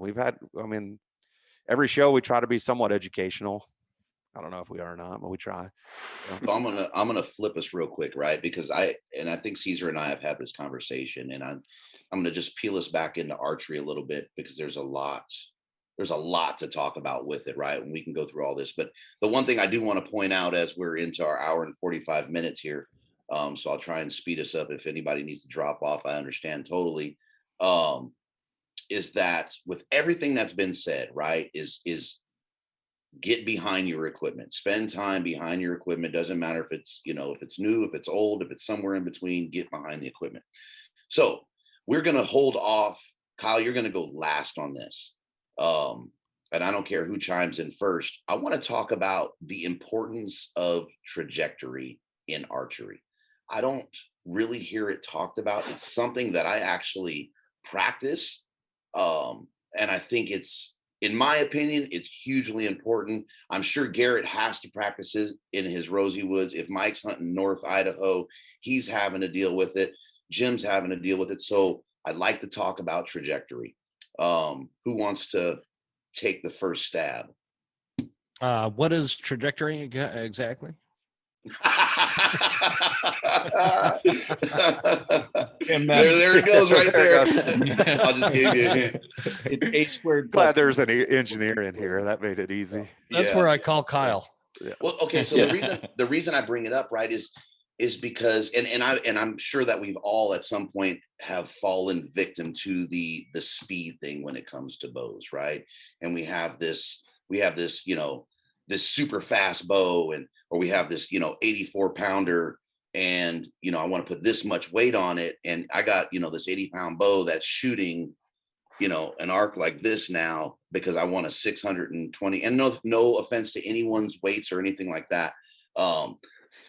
But trajectory is huge for me. I have to know what my bow is going to do. I have to know in some of my country that I can thread that needle. If it's this big at this distance, I know where my arrow is going to be in that line of sight. Right. And I'm not saying I'm a badass archer. I'm a decent archer. I think it's an important aspect of what we do. And I just don't hear the conversation when we hear speed and arrow weights and things like that in terms of trajectory. So there's two things I want to touch on real quick, and I've had, you know, conversations about this, and I can't remember who talked about it earlier, but FOC. I mean, FOC right now is a huge thing, and you have people that you can't have enough FOC. And I'm looking at it going, okay, great. You have all this FOC, but what are you doing on the back end? What are you doing to make sure your arrows stay straight? You have all this FOC up front, you have a crosswind, and your back end is shifting. When your arrow hits the target, it's no longer in line. You're losing kinetic energy. You're losing penetration through that, because instead of that staying in that same trajectory, same plane, and it doesn't matter if you're shooting on a flat line or if you have a little bit of arc to your arrow, it's how your arrow is when it hits the target. Is it staying straight to continue to drive through, or is your back end so light that the wind's drifting it and now you're off angle a little bit and you lose all of that penetration and momentum? So the other thing is understanding your equipment. And Garrett did a great video. God, Garrett, when was that 2 years ago when you did about shooting through windows in the brush, and you talked about how to use your pins to make sure that your arrows were. That's actually what I was going to bring up. And yeah, it's a great video. I mean, anybody that's new, it's like, you want to know what your arrow is going to do. You want to know if you can make it through that window. Garrett did a great job on this video of explaining it and going, if you have a small window to shoot through, you know, look at this. So, but again, understanding your trajectory and all of that stuff and how your arrow is going to go through that. And again, it's understanding and knowing your equipment and what's going to happen there. So Garrett, take it away, since Mike dropped that video, and then drop the video so if folks want to check it out. I don't even know what I called it. So I'll look for it and put it. It was a while ago. I've got over 100 videos on there now. So long story short, first, I have something written down here. And Guy, this is shout out to you, brother, for taking, and I don't mean this anything against Cesar, but thanks for taking a risk on somebody you didn't know. I've done that a few times. It's bit me in the ass. And I think it's anybody that's tried it multiple times, you know, they've probably been bit. And it sounds like Cesar's working out, and he's on, you know, I love where he's at. So thank you for expanding the sport and bringing somebody in, and especially somebody with, you know, like Cesar. Good job on that. But absolutely, man. Appreciate it. So trajectory, that's a whole 2-hour podcast in itself, to be honest with you. So Mike brought up FOC, and I just start laughing because the more I hunt and the more I kill, and the more I talk to these guys that are absolute just killers in every sense of the word, they don't even know what their FOCs are. Yeah. Right. So I used to measure that stuff. I still measure that stuff because that's just who I am. But, you know, I've been shooting 14% the last few years. I think a standard axis, you know, 28-inch standard axis, 100 to 125 grain tip, you're about, you know, with blazer vanes, you're about a 10% FOC on that, with a 9.5, you know, 340, 9.5 GPI. So, I mean, that's getting a lot of kill. That's probably the number one arrow out there that kills stuff, is around here, at least, is an Axis 340. That's what I shot my pig with. Yeah, an Axis 340. Most guys throw 100 grain tip on there. The ones that I can convince to throw 125 grain tip on there might be shooting 10%. Most of them are shooting about a 9 to 9.5% FOC.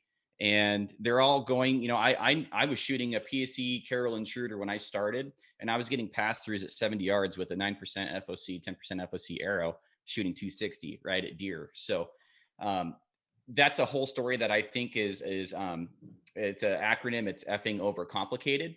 And you just need to build you just need to build a good arrow setup, and the FOC will be there. I'm going to leave it at that. For speed, for me personally, speed is I like the tunability of an arrow going about 280. I've since backed it down since I've been shooting about 500-ish grains. I shoot 480 right now, about 271 feet per second. And to explain what Mike brought up, the video, if you want to know if you're going to hit a tree or a limb, you have pins, probably 10, 20, 30, 40, 50, 60, whatever it may be. You can range that obstacle, preferably before the animal's there, right? A little bit of foresight goes a long ways. And when you failed as much as I have, you find eventually ways to succeed.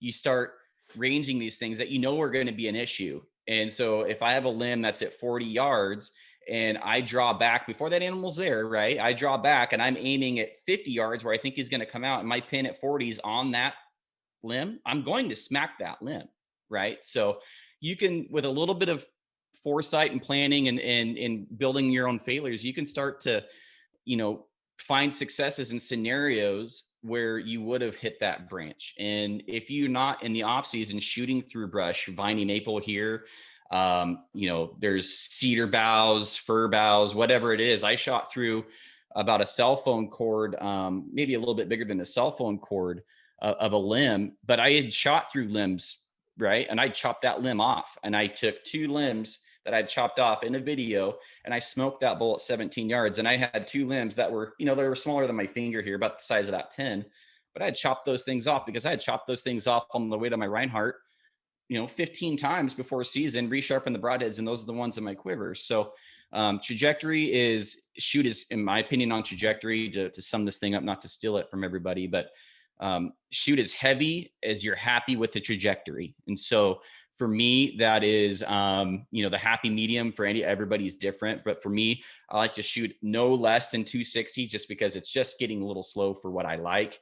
Preferably stick around 270 to 280. And if I'm shooting something maybe like an antelope, I might I might build a special arrow for 290, but honestly, I'll probably just stick with a 275 grain arrow. When you drop down 20 feet per second and you shoot that for a year, that bull I killed at 81 yards 2 years ago, he didn't know any better. I mean, he didn't know my arrow wasn't shooting 280, right? And I didn't miss that trajectory. I mean, I didn't miss it. It was out in the middle of a unit. So, but I will say, if you're shooting stuff like in the coast, shooting a little bit faster is nice. If you're shooting second growth, 30, 40-year-old timber, you're having a lot of these, trees that the shooting lanes close up the higher you get. That is nice to have. So that's my spiel: is shoot is fat, or shoot as heavy as you can, as long as you're happy with the trajectory. Build a good arrow. The FOC will be there. And momentum, to me, momentum over KE is another one of my opinions, but that's a whole nother podcast. Go ahead, JoJo. So,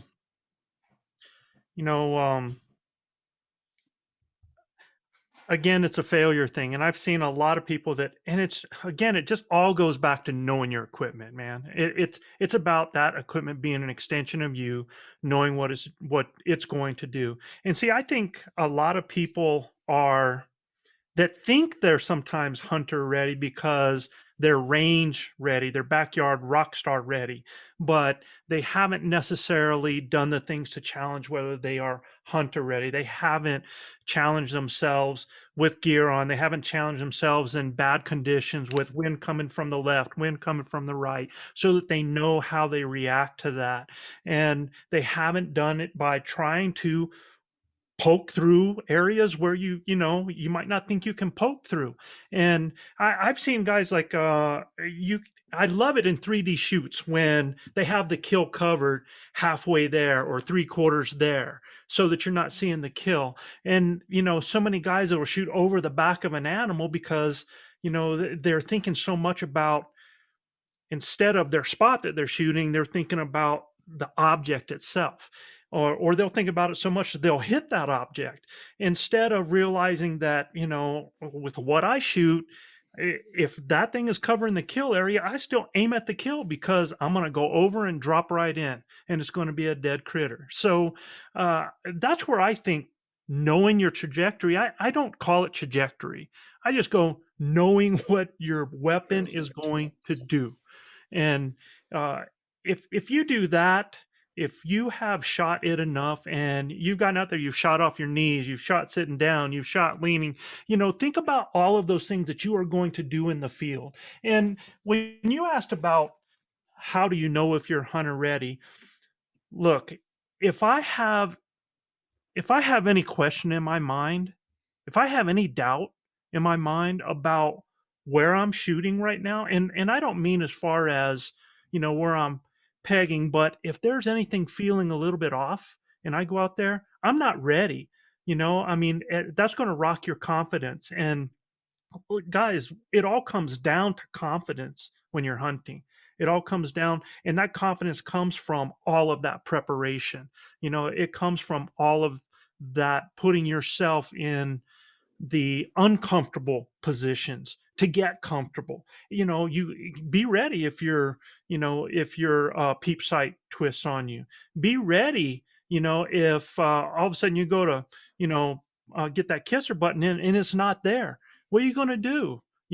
Are you going to freak out? Well, you still have another point of contact, right? You just stay right in your game because you practice that. So, trajectory is huge in that it opens your ability to know what you're going to do to make a shot, whether it's 20 yards, whether it's 30 yards, whether it's 70 yards out there. You might be shooting over top of something, and underneath something else that's there. You just understand that because you've done it so much. I just think the whole thing is about comfort, knowing, knowledge, and this is just the shooting part, man. I mean, we've talked about gear all this time, and we're talking about investing in knowing that piece of equipment. And I think you can give some guys a doggone spear and they could get out there and kill an elk because they know how to get up on an animal. They understand the animal, they understand the environment, their woodsmanship is so good. They just have they have that knowledge factor. They have improved themselves as a hunter. I can hand any of you a hammer and say go build a house, right? But if you don't know where to start and you don't know how to put all that together, you can have the best equipment in the world. I can be shooting Kyle's arrow, and I could be shooting it on Cesar's bow that I know that guy's going to produce the best arrow. He's going to have that bow tuned in. That's just the type of guys they are. They're passionate about that. But it doesn't matter if I have not worked with my equipment, because now even the equipment might be great, but I become the failure point, right? So, I think your trajectory, as far as whatever that weight's going to be, I could not tell you what grain I shoot. I have no clue. I know that my arrows punch the way I want them. I know I'm shooting a 125 head on there. I shoot 70-pound pull, and I shot a bull this year at 60 yards, couldn't find the arrow. I mean, it just zip. I do know that I'm going to be mid-body, 3 to 4 inches back behind that crease, and I'm going to get 2 lungs, and I'm going to put that critter down. So, again, I'm taking it a little bit further. I just think we spend so much time worrying about the equipment, we don't spend enough time on preparing the hunter part. Bingo. Okay, so I'm gonna and just because Kyle, totally. we said trajectory. I want Kyle to touch in on trajectory, but I'm gonna spin off of what Joe just said, and I got something for Chad and Jim, and then whoever else chimes in after that. Do you want me to go now? Yes, sir. Okay. So you guys have seen me on the whole time.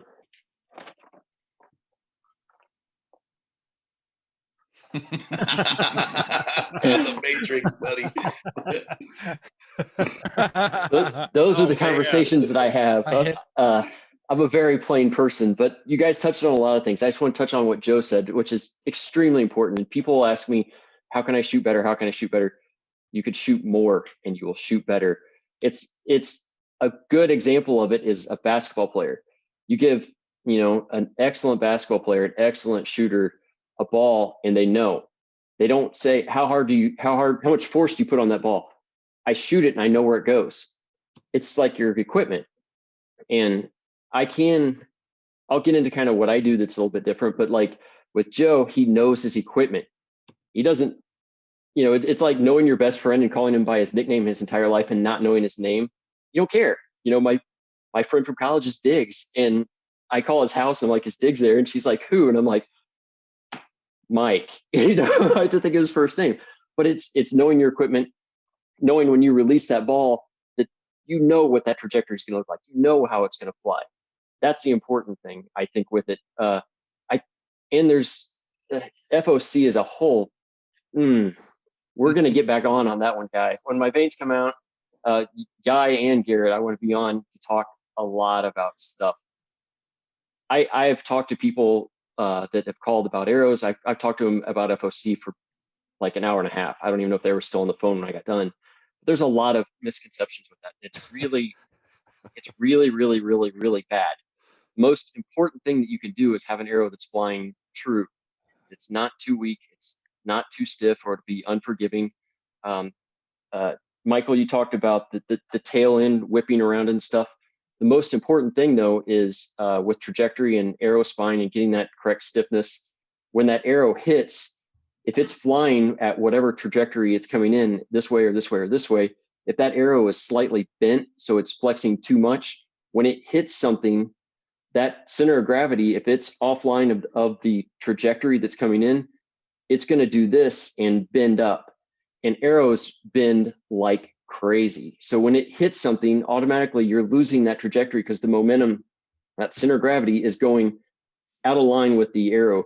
As that goes in, you're basically trying to drive like a bent nail into an animal.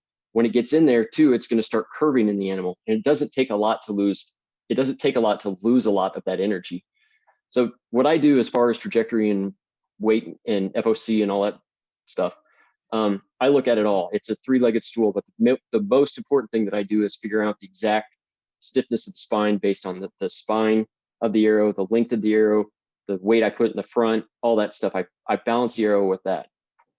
That's the most important thing to me. FOC, like Garrett was saying, if you build a good arrow, it's going to solve itself. I try to keep it above 12, but if it's 10, it's not that big of a deal. It's having it in front of it. And just in rocketry, you have your center of gravity first, and then you have your center of pressure behind it. And knowing where all that stuff is at and being able to optimize that stuff, that's more important than knowing, the center of the arrow. The arrow doesn't care where its center is when it's flying. It's not a point that affects the dynamics of how it flies. But like with me, with my builds and all that stuff and figuring out the trajectory, I have a way to estimate, sit back. I have a way to estimate the potential energy of your bow. And so when you draw your bow back, you're actually storing potential energy in that bow. When you push your release or let go with your fingers, Joe, you release that potential energy into that arrow. So you have a fixed amount of potential energy based on your setup. And that's why I ask people about their IBO and their draw length, their draw weight, what bow they're shooting, all that stuff. I take all that into account and estimate the potential energy you have. And then I figure out how to optimize that potential energy to kinetic energy of the arrow transfer. I'm not big on kinetic energy either, but it's a way for me to make sure that I'm getting as much energy as I can behind that arrow and getting all that weight transferred. If you don't transfer all that potential energy into kinetic energy, you hear people at the range and it's like, bang, that energy goes into something. It goes into the vibration of the arrow or the bow. And so that's what all the noise you hear. If you have too heavy of an arrow on there, you're not getting all of the trajectory that you can with it. And usually you're leaving a little bit on the table. I'm not like a super heavy arrow kind of guy. It's like, somebody mentioned 270 and 280 is a good number. And I ask people, how far do you shoot? That's on my form for my website. It's how far do you shoot? The reason I ask that is because guys out west shoot further than guys in Indiana. If I shoot 80 yards in an animal, I have to go through 3 trees to get there. But out west, that might be a second shot, So out west, you need a faster arrow. But I look at that, how much potential energy do you have? And then how can we get there? So it's like, you can say, I want to shoot 150 yards. And I'll say, we got to have a conversation about that. With your setup, you're looking about this range. If you want to change that, here's some things you could do, but you don't need to shoot super fast. You need to have a good trajectory. I think 270 or 260 is good, because that way, if you're 30 yards out or 35 yards out, it keeps you from dropping too much. Also, if you're shooting through obstacles, it gives you a flat enough trajectory to be able to hit windows and not have to, catch 2 or 3 feet of drop. Like I shoot, my arrow is 450 grains. I know from all my testing with arrow weights and stuff like that, how fast it will shed velocity. It'll shed roughly 35 feet per second. That's the deceleration of my arrow at 100 yards. So for every second that it's in the air, it's going to lose 35 feet per second.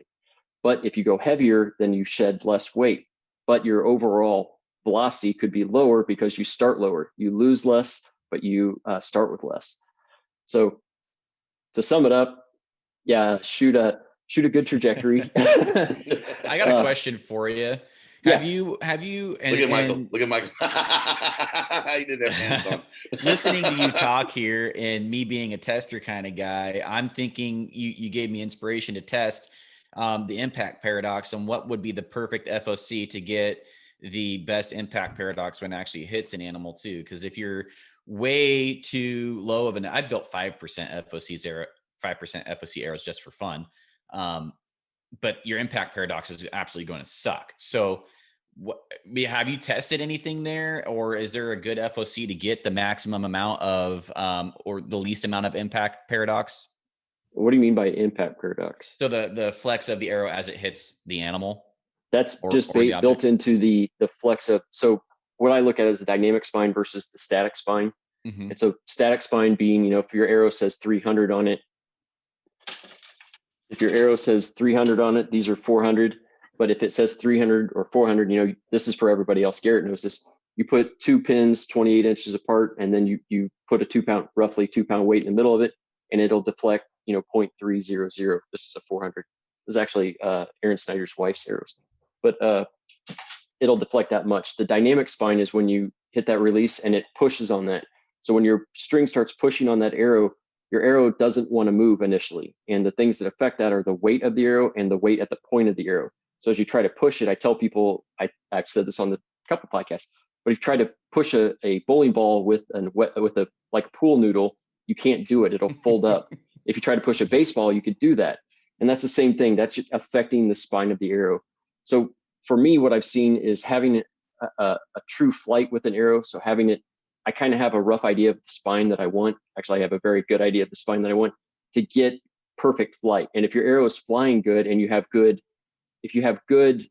groupings with your arrows, consistent groupings with your arrows, and tight groupings with your arrows, then it's not flexing too much. Because if it's flexing too much, what it's doing in flight is doing this, and it's also rotating.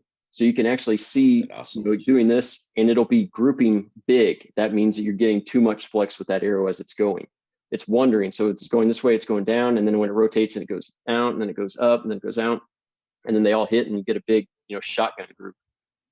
It's easy to see people that have arrows that are overspined versus underspined, because if you shoot like a seriously underspined arrow at a distance where you can get a decent grouping, for everybody that's different. But if you could shoot, it's 60 is kind of your range, shoot that, then see where you can get good groups and bad groups. And people that shoot weak arrows get shotgun patterns that are just scattered. If people that shoot too heavy of a spine of an arrow have a good group, and then they'll have like one outlier, and it won't be a consistent arrow. If you mark your arrows and like you go out and you start shooting and you're like, okay, number 3 is always out, then you're, get a better arrow builder. But you can BCA custom arrows always spine aligned. But you could see which groups are what. And I've caught people. I've been like, walking out to the range, I don't talk to anybody unless they ask for advice, or if we're just talking and they ask a question, because I don't like to be that guy. But I can watch people shoot and be like, I know what's wrong with that dude. I'm not going to say it. I'm not going to say anything, but I have a good idea.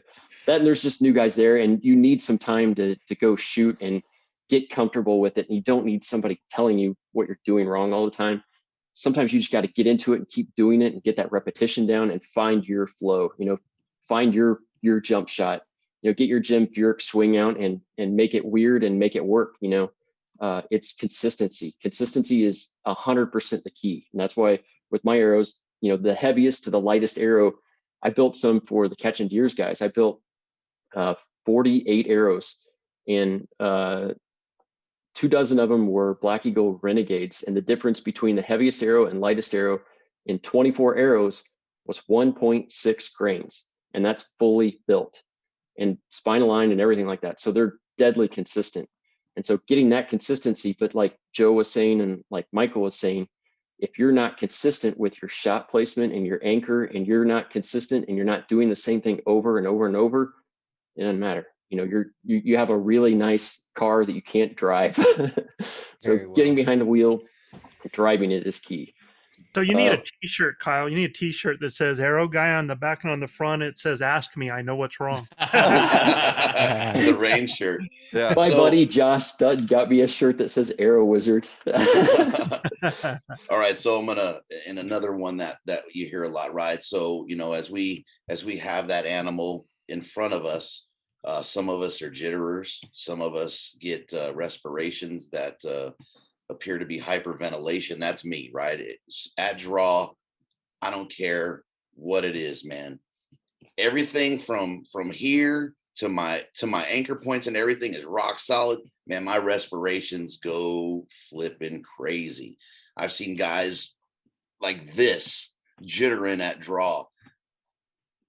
Jim, I'm not sure. I can't see you, so I'm not sure if you're sitting there or if it's just your logo there. So I want Chad and Jim to talk about checking the fever, we'll call it. How do you guys control the fever? Yeah, I can go first on that. I don't really have that fever. I've been put in way worse situations than having an animal put in front of me, and there's none of that stuff really bothers me. So I don't get it. I don't know that I've ever been super shaky at full draw. It's not really a thing. I think practice and just being proficient with your, and comfortable with your entire shot process. I mean, that's got to be a key, but I don't know. Is it even possible to shake that if you're a nervous shooter like that? Is it possible to shake it? I think there's a hit of adrenaline that comes, and controlling that hit of adrenaline is, to each their own. Some guys are great at it. Like for me, it's respirations, but you put me behind a rifle and I'm the shaky guy. Right. Yeah. But I'm steady shot, so I think that hit of adrenaline is what does it. I just eat up having that animal in the sights. But Cool Hand Luke over here, I shouldn't even ask him the damn question. Yeah, I'm not trying to say that. I'm just I guess I don't know. There's been a lot of training that's gone on and put in a lot of real life situations that, like, I'm not really that elk's not shooting back, so I'm not that concerned about it,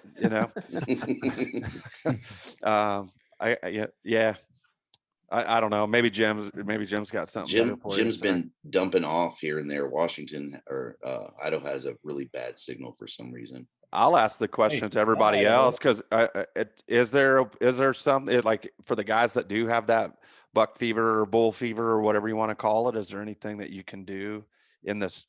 I would think it would be more like a worse thing in the shot itself. I've been a little shaky before I've drawn my bow back, but when you draw back, you're in that moment. I'm pretty calm and collected. Is there something you do to calm yourself down in the shot? Something that I've done before I went on one of my hunts, I was going out with a bunch of guys that I didn't really know that well at the beginning. I'm really good friends with them now, but I would go to the range, and luckily my range has a lot of different targets. So they have, 20, 30, 40, 50, 60. And I would go and I would stand at like the 20. I'd have, like a target set at 10, my own target, and then I'd have different ones out there. And what I would do is just kind of in my head, I would draw back and then 20, and then I'd turn and shoot at 20. And then I'd draw back, and as I was drawing back, I would pick my next one, and then I would turn and I would shoot at that one. And it was trying to get it as quick as I can and how fast I could hit it. And so it was, again, knowing your pins and practicing with your pins. That way, when you're put in that stressful situation, it's at 30. That's it. That's what you've been practicing. And a lot of guys that are in the military, I think they do that as well. putting yourself in stressful situations, doing push-ups and that kind of stuff. And your arms and legs, I race mountain bikes too, and your arms and legs would just go, they'd hit the gun and your body would just turn to jello, man. I mean, it was so weird, and your breathing would just go away. But once you got going, it would be easier. But I think just trying to put yourself in those stressful situations so that when you're put in that, you're said, to 30, what to do. It's like muscle memory kind of thing. You're automatically into it. Yeah. That's something I do at the range a lot too, is when I'm practicing and I'm shooting, I'll do 20 or 30 push-ups, or I'll do a 100-yard dash to get that elevated heart rate. And I think if you practice it, a lot of people don't even think about it, but if you practice getting your breathing under control and you practice muscle fatigue and drawing at muscle fatigue, there's I don't know, it's all muscle memory. The more you do it, the more you're going to be used to it and be ready for it. So if you've ever listened to our podcast, we've got like our two Venezuelan mafia guys talk about the Veralaques all the time, and that's what they're talking about. Is they just would get so excited, and that was something we had to really deal with Luis early on. And there's a couple of things. There's two different things that I want to talk about. One, like if you want to feel that same kind of pressure, is I tell these guys, look, 3D shoots are awesome. But what I tell guys is I want you to go to a 3D shoot, get with a group that, man, these guys are really hot, and get in there and just start talking crap like how friggin' great you are, and you're going to smoke those dudes, man. Watch me. Are you ready for this? And I mean, just really put that pressure on yourself, to feel that and to be able to take that. That's one way of doing that. The other thing that I look at is I hear guys and here's the situation. You'll hear this. Well, it happened so fast I didn't get a chance to get excited, get nervous, right? Or there's just the opposite of the spectrum, was it took so long for him to come in. I'm watching him the whole time that I was ready for it at that time. There seems to be like this kind of medium thing in there where they see the animal, it's not happening quick, and they get to realize a few things, and everything starts to take over in their body, right? And what I've tried to tell people is, have you ever noticed those same exact people that after you have, let's say that you filled out a tag, and then you're out there with somebody else and you're calling, and now you have the biggest bull ever come in that you're calling, and you never get nervous, man. It's like you're watching this and you're taking it in, you're looking, and you're going, how friggin' cool is this? And you're looking at parts of the animal, you're checking him out, you're watching how he's moving, you're watching his ears, you're learning about that animal. And so it's been two opposites, when you put that self-imposed pressure on yourself ahead of time. And I understand there's guys that want to make sure that they make an ethical, clean kill. So they feel that kind of pressure. Again, that comes down to that confidence thing. But what I try to tell people is change your mode, man. Change your mode when that animal's coming in to the same way as if you've already tagged out. Use it as a learning moment. Look at how cool it is. Watch the animal. Look at how the animal's using its ears and its head. Start looking for your shooting lanes. Prep yourself, man, so that you've got this, and this. If it goes that way, this way, what's the wind doing? Where am I at with that? Is there anything else happening around? Looking for those twigs that are in places. Involve your mind, because you're in the red zone, and it takes you away from thinking about your own capabilities, man. Your capabilities are there. You've prepped for that. So what you have to do is you have to put yourself in the moment that you are there and give yourself those things. And for some people, they have to have a checklist, man. They have to have a checklist of what they're doing. And when they have that procedure, it really makes them comfortable. Some people are really comfortable that way.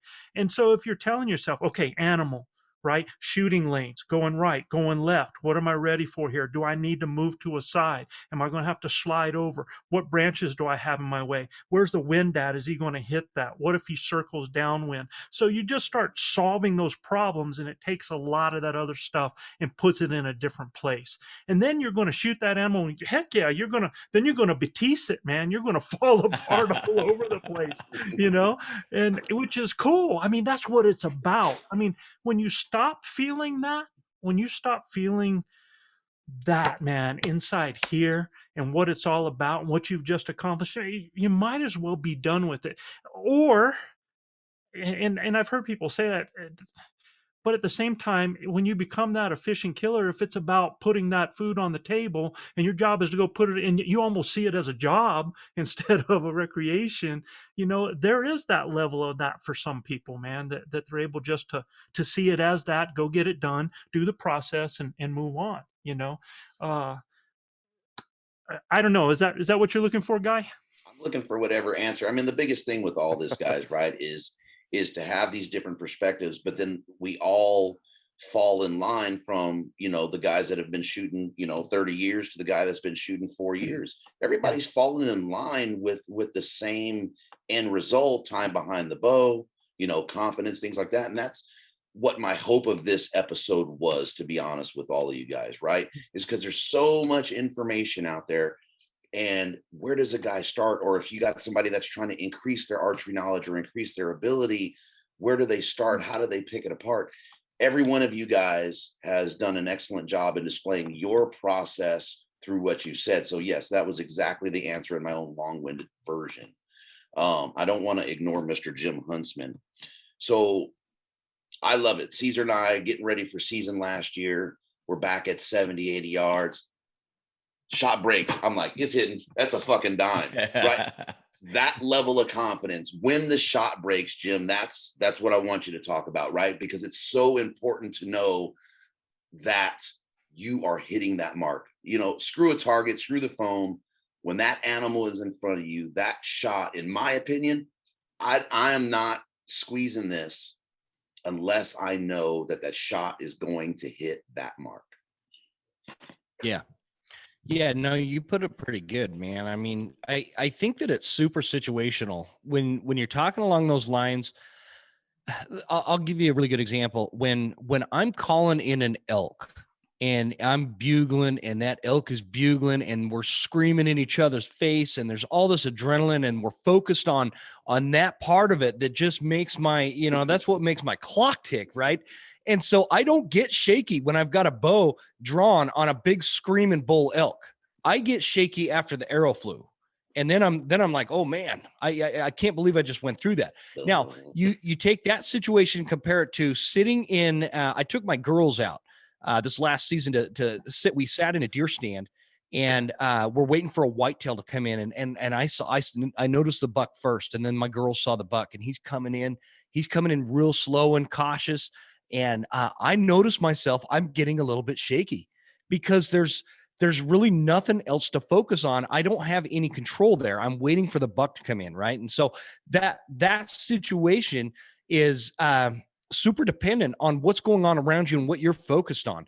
I was in the Marines. In the Marines, they're very big on your ability to shoot and going through the qualifying rounds to become like an expert rifleman. And how you train on the range is totally different than how it actually shakes out in combat. I was also in Iraq. And so the way that you shoot in combat is completely different than you're shooting on a range at Camp Lejeune or Camp Pendleton, California. Right. And so that situational awareness and being focused on the actual, the mission and the target.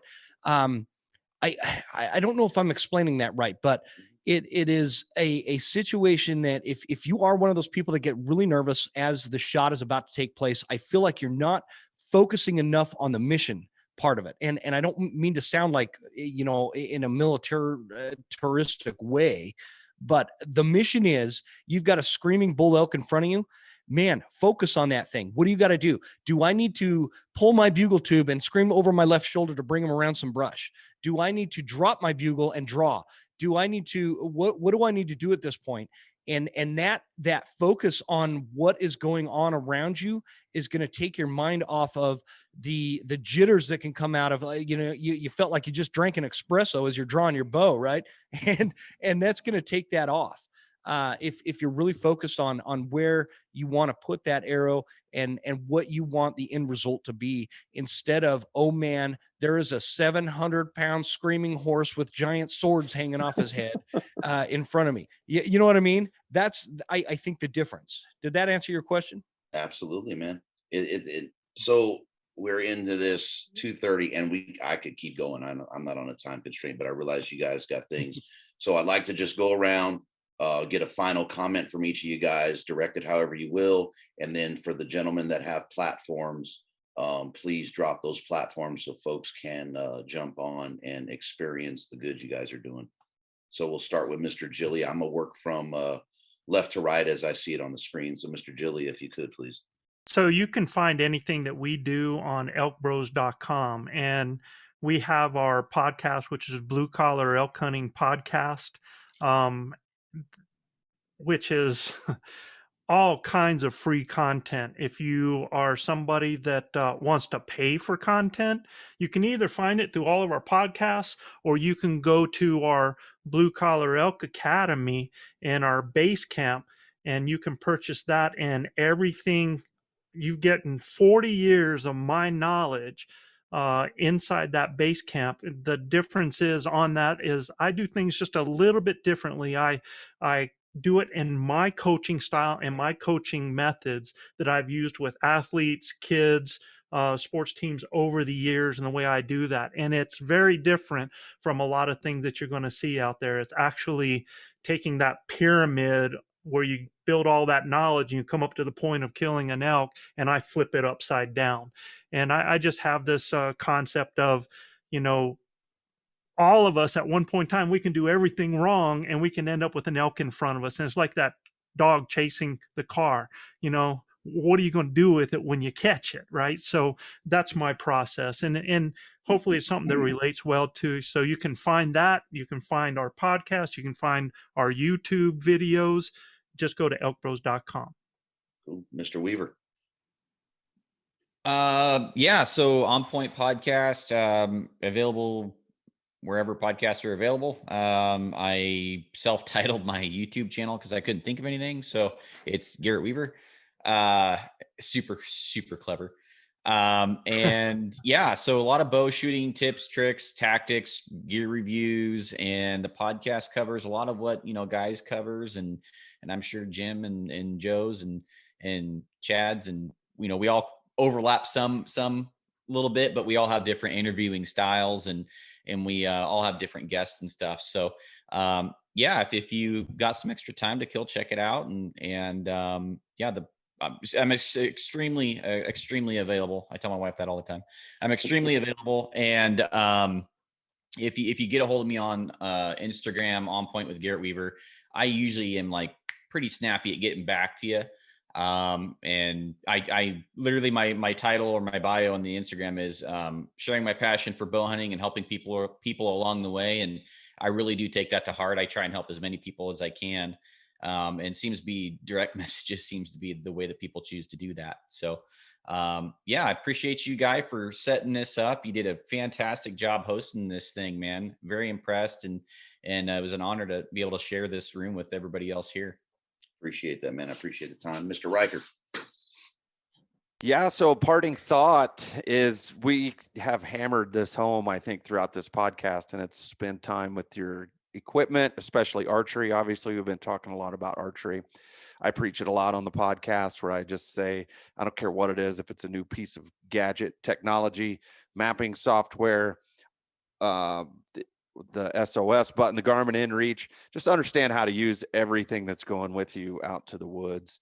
And I'll circle that back to when do you know that you're prepared? Because that, to me, that just knowing how to use whatever it is that you're going to use when you go to the mountain is going to make you as prepared as you're going to be, right? You can only be so prepared. Practice. We're backcountry rookies anywhere you want to try to find us. We got a terrible YouTube channel, an okay podcast, trashy website. We're out there, man. We're out there. Come and find us. So I appreciate. I love your show, man. I love your show. Yeah. Well, man, I can't say enough good things about everything that everybody on here is doing too. So appreciate you having me. Appreciate everybody's time. That's all I got. Man. Mr. Cesar. Well, first, I'd like to thank Guy for having me on the podcast. I definitely feel like I've taken away a lot from all of everyone's experience here, because I've been pretty quiet because I've been listening, and that's, the other thing that I'd like to say is, I think that, at the end of the day, it's all about practice, and I'm still very, very new, but I hope to learn more in the woods. And at the end of the day, like, it's time behind the bow and it's time in the woods, and that's what my takeaway has been in general, hanging with Guy and being here with you all, and just following all the platforms I follow. So I'd like to thank Guy again. Thanks for having me. Thank you for having me on the podcast, number one, but thank you for also, in some ways, taking me under your wings, and I'm grateful for that. So I hope to talk to every one of y'all again at some point, and We hope I'll be sending them guys pictures, man, with an elk. You want to this come up to year. Oregon and That's shoot a bear? right. We got too damn many of them. So I'd love to. Hell yeah, let's do it. Michael. Yeah. First off, I mean, the panel that you've put together here, this is incredible. The resources that people have just right here, and in the resources that are available to them, take advantage of those resources. In fact, I kind of need to practice what I preach sometimes about taking advantage of that. So yeah, I'd like to order a dozen arrows, please. Yeah, who's this again? Really? Sorry. Do I know you? Never mind. Is this Garrett? Is this Garrett Weaver? Is this Garrett Weaver? Perfect. That's Perfect. good. Oh, that's great. I mean, the resources that are here and the resources that are available to people that can help them shorten the learning curve. And I mean, I admire and respect each and every one of you, and love what you guys are doing to pay it forward and give back. So as far as my platform, it's elkcallingacademy.com. It's that same thing, elkcallingacademy.com on Facebook, Instagram, YouTube, TikTok. Yeah. You got a TikTok? You're on TikTok? I was debating whether I was God, going I to hope that's true. out there, or I mean, was I going to throw TikTok, or was I going to throw the fans only? I mean, which route was I going to go here? So That one I'm not surprised. yeah, and then, Oh my gosh. elkcallingacademy.com. We over at elkcallingacademy.com, we got that mastermind group that has, kind of take the lessons and everything from the 30 plus years of mistakes that I've made out in the woods, and just kind of give that to the mastermind group. Every 2 weeks we do live Q&As just for that mastermind group, and just switched over to a new live stream platform. In fact, I reached out to Guy, and I have that ability now to bring guys such as yourselves in, and you can remote in on this live stream right from where you're at, and just kind of share experiences and journey and that kind of fun stuff. But Guy, is always extremely humbled to be a part of this, and to receive the invite, and thanks for having me. Absolutely, brother. Appreciate it. Kyle. Yeah. So again, Guy, thanks for pulling everybody together. It's a fun crew, man, and it just reaffirms everything that hunting people are good people. Like, there's no joke about it. I didn't know a few of the guys that are on here, and I've been more than impressed. I've learned a lot, and they're just good guys. And there's something to be said for that. Just in general, just being a good person is a good skill to have. I try to instill that in my kids. But yeah, thanks for having us on. It's good to see some of the old friends and make new ones. DCA Custom Arrows. I got the website, and I got a website, Instagram, Facebook, all that kind of fun stuff. Can you say the website a little slower, Kyle? Because it just flowed together for me. What is that? Yeah. DCA Custom Arrows. Thank you. Yeah. So yeah, DCACustomArrows.com. And then Instagram, DCA Custom Arrows. You can see a lot of the stuff on there. All the stuff that I post on there, all the, how the wraps look, and they all look. I'm not an artist, but I kind of get it lucky sometimes. But the main thing that I focus on is the math, and I just love doing that. So I have a bunch of new products that are going to be coming out this year. Some that I already did. So I got some points that I've done. They're called subsonic, but and they're they're aerodynamic and all that stuff. But the other nice thing is they're rounded, so you can't poke yourself with them. You can't rip veins off or anything with them. But I'll have other stuff. The veins are coming out, and I'll keep all that stuff up to date on Instagram. I'm behind on emails. I have 2 full-time jobs right now, plus I'm a dad and a husband and everything. So life's a balance, but I'm way behind on emails. I apologize to everybody that's submitted some, but you know, it's a good community, and I think, like everybody said, practice. That'll get you better, and everybody should be nice to each other, man. And because you didn't bring it up, so Kyle has a VAT, right? It's a vein alignment tool. Oh, yeah. And that thing has been money for me, building my veins and testing different offsets. So it's worth every bit of it. That was a great idea. Yeah. So this is it. So this allows you to align your Bitzenberger jig so that you can get my hat in there too. So you can get it exactly right, and you know, you can get anything on here. On a bits, you'll probably get, you know, 5.5 degrees. I'll tell everybody that I fletch everything at 2.5 degrees. That's where I found with my testing that you get optimal performance. No parachuting, good grouping, you know, no wandering, that kind of stuff. But yeah, the vein angle tool is cool. It's all the stuff's available on my website now. And anything you guys do, you know, it keeps me going, and it keeps me working on products that are coming out.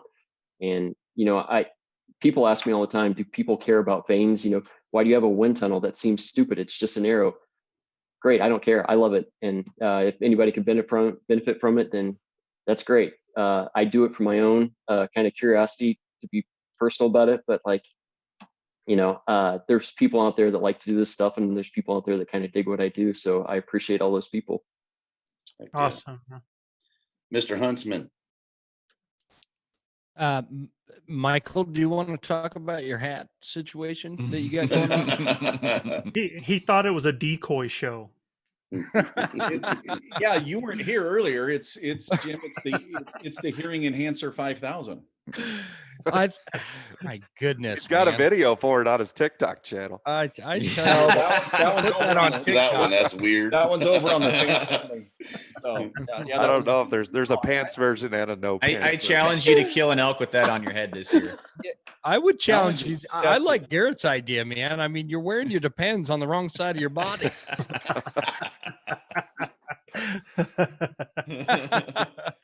Here's something over there. No, I appreciate you having me on there, guy. This has been a lot of fun, and everybody on here. I mean, Cesar, it was great to meet you. You guys, some of you I haven't met.